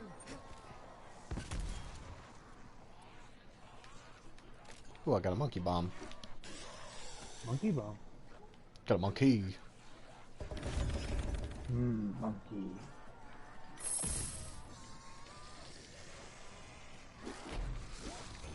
All weapons do damage. I will definitely trade a LMG for an assault rifle. Well, you shouldn't have came over and tried to mess with me, guy. You should have Shouldn't have tried to mess with me, guy. Well, I mean, I came out of my freaking thing, and he freaking killed me, so I hunted him down and killed him twice in a row. I blew up his bike, then I shot him in the head. Vengeance is complete. That's what I was doing. See, that's the thing with GTA these days, is it literally becomes a game of hostility. Yeah. Oh, yeah. And it doesn't help that most things, the most money-making things for the most part, other than the Cayo Perico heist and stuff, Yeah. and the Diamond Casino one, is it all has to be done in a public session. And Yeah, which is stupid. it should be doable in a private session, to be honest. Yeah, But it should be. the fact that all of it's now public session only, like for the most part, public session only for the most money-making ones, and it's just you doing PvE stuff. But while you're doing it, other players can fuck with you. Because the mission itself, the cell mission itself is difficult as it is. It should not be a competition or objective-based versus. No. Shouldn't be. It really shouldn't. But yet it is. Mm-hmm. And that's what I hate. I killed him again.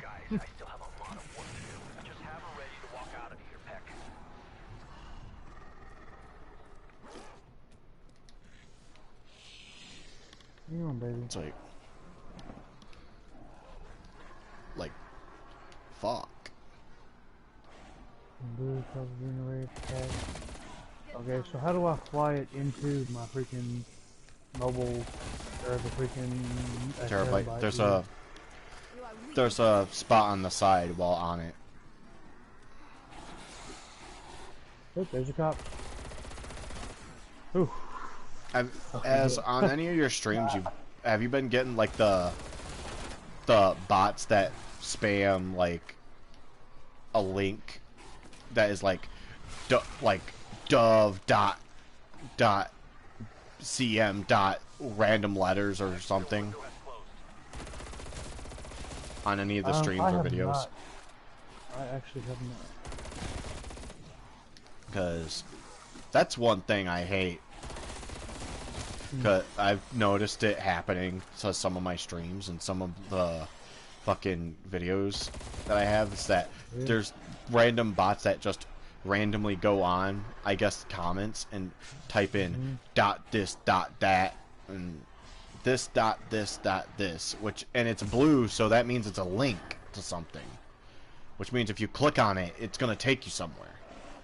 Obviously, don't trust links randomly put in.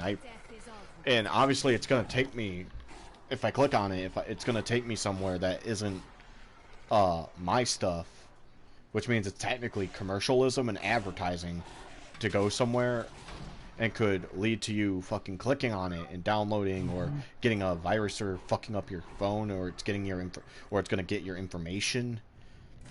It's like it's like a no. Like, oh no.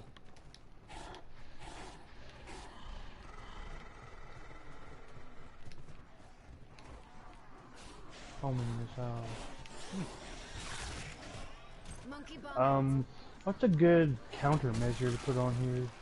Ah, fuck. I'm getting chafe, flare, or smokes.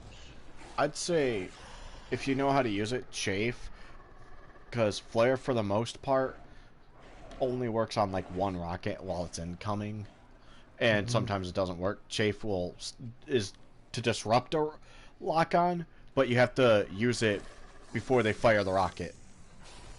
Oh, before they fire it. If used right, it can give you a couple extra seconds. Oh yeah. So smoke does nothing, huh? Smoke is just leaving a trail. It does nothing. Okay. It's just to look cool. I do that for private sessions because I only play in private sessions on the game anymore. Because there's no point in going into a public session, to me.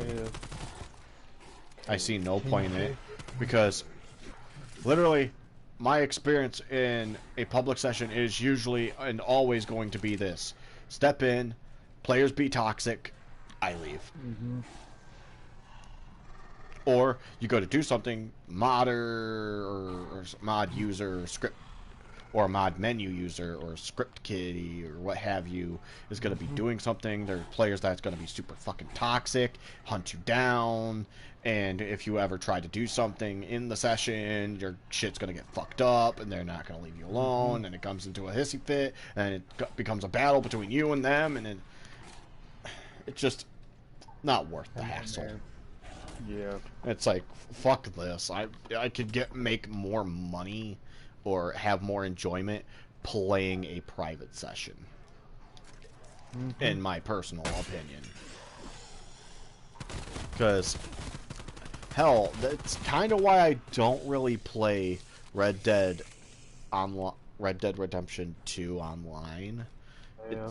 It's mainly because the sole fact of there is no passive or private session. There's no private session. Sure, there's defensive mode, but there's no private session. I would like a private session. like in the first game. Red Dead is definitely not as bad as a freaking GTA Online is. That's for sure.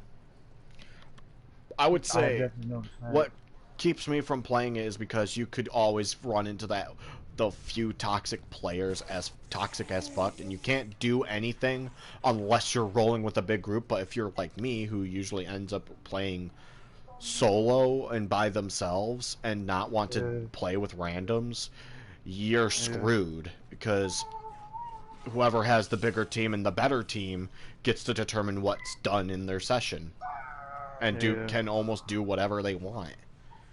Yeah. So that's why I like private sessions, because you make the session, you decide who's in the session, and everyone can do whatever. But in a public session, it's whoever has the bigger weapons and the bigger group and can literally influences the whole session. Yeah. And Red Dead doesn't have private sessions, so I don't see the appeal in playing it, because you could be trying to just do things just to level up. You're trying to just do things to get by, get all the items and stuff you need, so you can actually maybe upgrade, get something you want, and then continue playing the game. No. Well, you could play with me, Zach, and Dalton. It's just and a few others. It's like we would have a big old I do like playing the game. It's just I hate the fact there's no private session. Yeah. Because it only takes one moment for you to be screwed over, and I shouldn't have to be part of a clan, guild, or crew, or a posse, and log in only when my posse is, or crew, or guild is on, for me to even progress in the game. I shouldn't have to do that. That's what kills a game for me, is in order to do anything, even though you could play solo, but the only real way to do anything is if, and I do mean if, your whole entire guild is online playing the game at that time. Which means your progression is literally locked to other people's schedules being synced up. I shouldn't have to do that. I really shouldn't have to do that. A game shouldn't have to do that. Well, I play alone a lot. I mean, I played GTA alone. I don't ever have a problem on there. I played GTA alone by myself for a long time in public sessions and stuff. And back at the time, it wasn't super bad, but it gets to points where it gets super bad and like you can't do anything. Like you legitimately could not do at all anything. It's like, oh, you want to go do this objective? Too bad. These players are guarding it. You have to kill them and constantly fight with them as you do it. You might as well not, because you'll waste too much time on them and too much ammo and resource on them to where you will fail. Good luck. It's like, I hate that shit. Yeah. Well, even when we first got started, we didn't have a bunch of people bugging us or nothing, which was pretty cool. Well, that's also one of those things where it's like they're picking a player exactly to literally target, and you just happen to be lucky enough not to be the target. Someone else is currently the target, or they haven't noticed you yet, or didn't bother to look. But then you get the sessions where the moment you join, they look at their player list, go, I'm gonna fuck with that person the whole session and get them to quit. We have had that. And freaking, and we just it's literally every time you're going to a public session, in my opinion, it's literally roll the dice, see what type of session you get. You'll either get good, you could get good,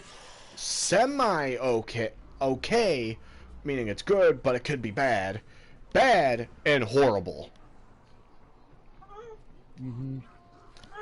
Good is no one's fucking with each other, everyone's working together, and no one wants to F with anybody and stop their progression. No one's a complete dick. Yeah. Okay is there are fucking people being a dick, but they have not noticed you and seem not to bother noticing you, but are here for the toxic type of behavior of PvP-ing other PvPers or player killers and what have you, but not to extremes. Yeah.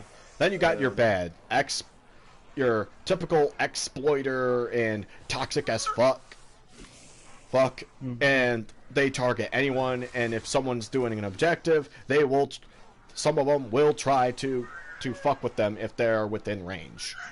Yeah.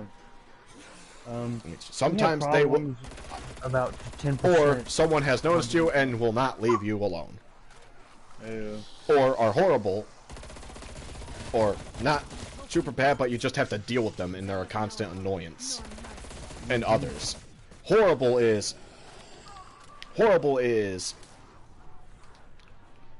actually bad would also count exploiters, like straight up they see you doing an objective, they come towards you and fuck up your shit using every trick in the book. Horrible is extreme fucking exploiting, toxic as fuck. They're hunting you down until you quit. No matter what you're doing, they have to fucking kill you and fuck with everybody that is on their hit list, and they will not stop. They will use every trick in the book, exploit, glitch, cheat, in order to get you. No matter what it takes, they have to see you die. They have to ruin your day. Yeah, there are people who do that. They have freaking came across a few cheaters before, that's for sure. And also part of horrible is modders and script users and mod menu users. Because the moment you beat them or do something they don't like it, DDoS, docs, mod against you. Which end up either way forcing you to quit. Meaning your progress is pretty much for naught. And in vain. Pretty much, yeah.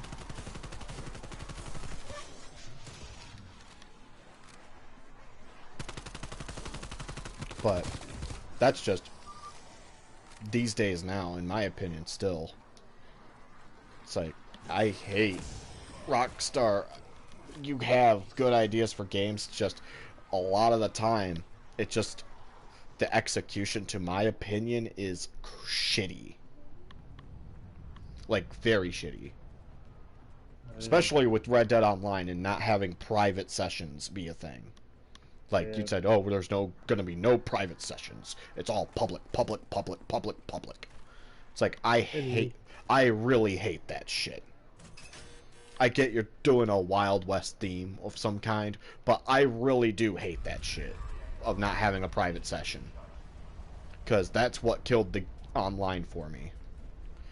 Because I was, like, kind of low level still. I know I'm still low level. Just trying to do stuff, and I kept getting fucked with by players.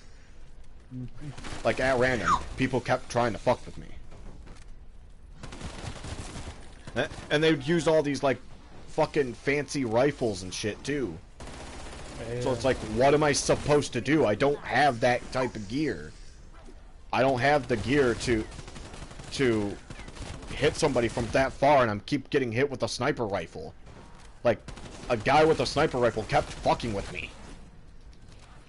And I couldn't hit him. He's way too fucking far away. And I don't even know where he's at. Exactly. So, what am I supposed to do?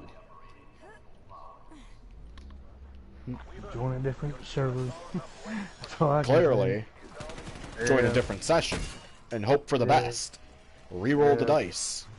I shouldn't have to do that if I want to progress, and then hope and then constantly go through sessions, Oh, going, okay, this looks like a decent session, or team up with a bunch of other people so I can progress. Mm-hmm. That's stupid. Yeah. We generally have a good time 90% of the time, honestly. Yeah, but you also have a group of people together, and it's seemingly large to a degree. I play alone a bunch of times, and I never have an issue. Nobody messes like me on there. Yeah, but I would also bring up the question of level. Well, I'm only level 100, but see, that's the thing I'm talking about. Quickly. I'm not even level 100. I'm like 20 or lower. Yeah. Like literally, like I didn't even get off the fucking boat fully. Yeah. And I tried to play, or you go to try and play, but people keep fucking with you and stopping you.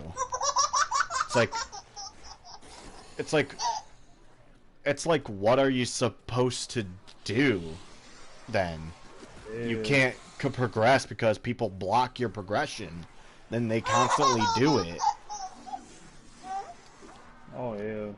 The frickin' kids laughing because they know. I know. It's a joke.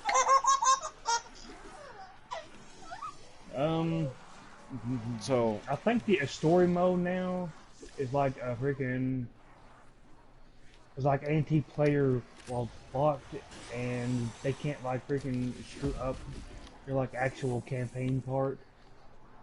And that part does put you into a private session temporarily until. Well, that's the thing. That's the thing. Missions always put you in a special instance because it has to load a scenario version of the world for you to play the mission, because it has to spawn stuff, despawn other things, and everything that is not currently in the free roam. Yeah. To make the mission work. Mm-hmm. But still, even then, Yeah. that it's only temporary, and it's only for that mission. Yeah. But anything else that might involve, like, the free roam and you being in the free roam, like, good luck progressing. Yeah. Mainly people who try to bully other people is people 200 and under, or if like a people are probably 20 levels higher than you, they try to do that. Mainly like freaking low levels trying to screw with you to be like, oh, I'm higher level than you. But freaking, if you had like one person in a posse, it'd be fine. To a degree, but still. Yeah.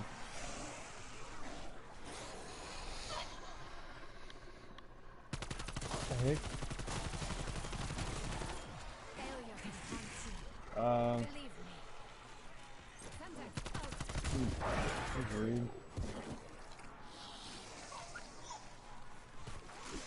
Speaking of Red Dead, I'm actually about to go play a bit of that.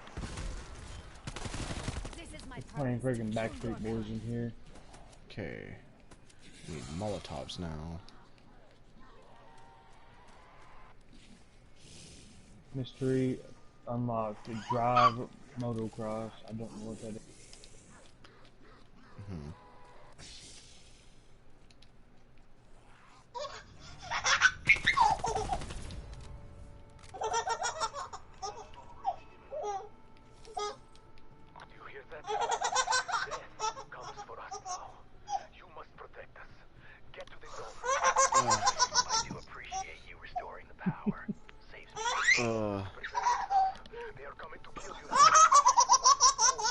Ow. My ears. That was loud. Yeah, it was. It's extremely loud. You're loud, baby.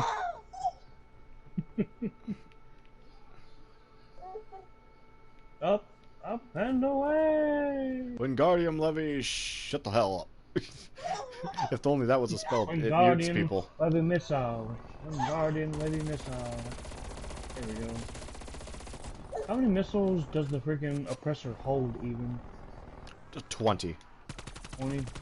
Should be around 20 or 10. Yeah. It's either 10 or 20. 4, 5, 6, 7, 8, 9, 10, 11,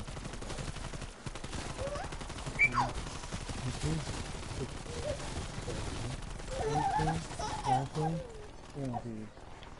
Yeah, it's 20.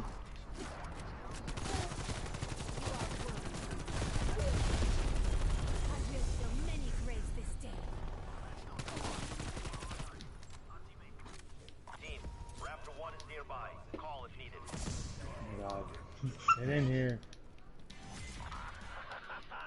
I knew there was Soviet strength with Give me my ship. Or my freaking thing. such breaches are increasingly common. Be ready for the next one. I'm What are you gonna... laughing about, Joe? I know it's early to Bring us home, Requiem. call it in.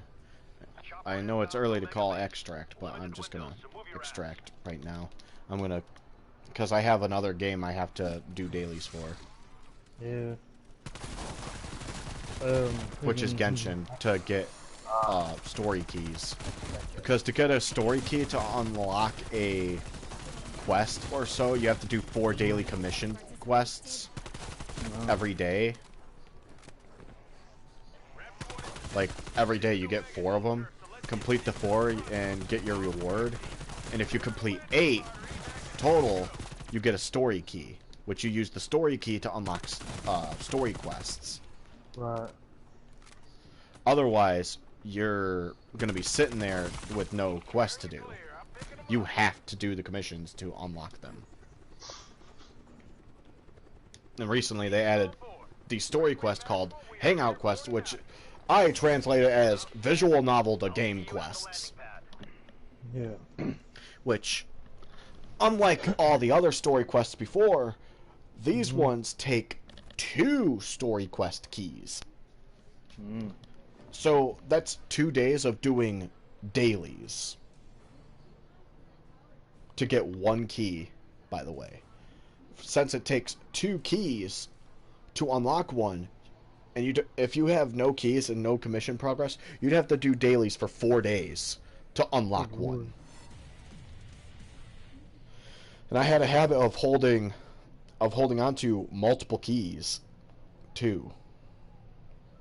Like, you can hold a max of 3 keys, most at all, a maximum of 3 keys. Sheesh. And I spent one day, I had enough progress to get a key, essentially, or enough to do commissions and then get a key to unlock the next, like, story quest. Yeah. And then I get hit with I do the story quest, complete it, and now I'm back to, I have to do dailies for 4 consecutive days to get enough keys to unlock the next one. See, that's just crazy to me. That's just too much work. Oh, game settings have changed and downloading. I freaking have COD has I another showed download. you my freaking Red Dead character before? I don't know, but I usually have an idea of what a typical one looks like, or what cool ones could look like, kind of look like. It's kind of one of those things where it's like, it's probably not going to be super impressive, but at the same time, it's like, it can't be super bad. Zach calls my guy Cowboy Santa because he's fat. Now my guns are pretty impressive. That's for sure. Well, they added a freaking Call of Duty customized. endowment pack, which is a pack that you can't purchase with COD points. You have to use actual money, and the money goes to the game itself. No, not the game itself, to soldiers. Oh yeah. Wounded warriors and stuff like that. I'm assuming. Is it? Okay. See. Oh, here's another ultra rifle. That freaking is something I could get behind and buy, even if I don't play it that much, because you know I feel for them guys. I've been there, done that. I understand what they're going through.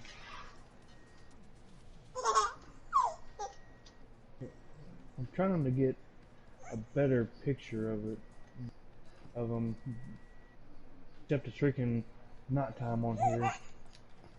Actually, it'd probably be better if I go into my moonshine shack. I forgot they added that, but the moment I seen that they added those, the flashbacks of public session and running your businesses in GTA flashed in my mind and went, oh no, and it begins. Like the immediate flashback to, as soon as they added that, here comes the business battle bullshit, and here we go again. The three-ring circus restarts, only Wild West themed. So, I actually have never had a person screw with like any of my businesses. I should end the stream though, real quick. Okay. So with that, I'm ending the stream. Hope everyone has enjoyed.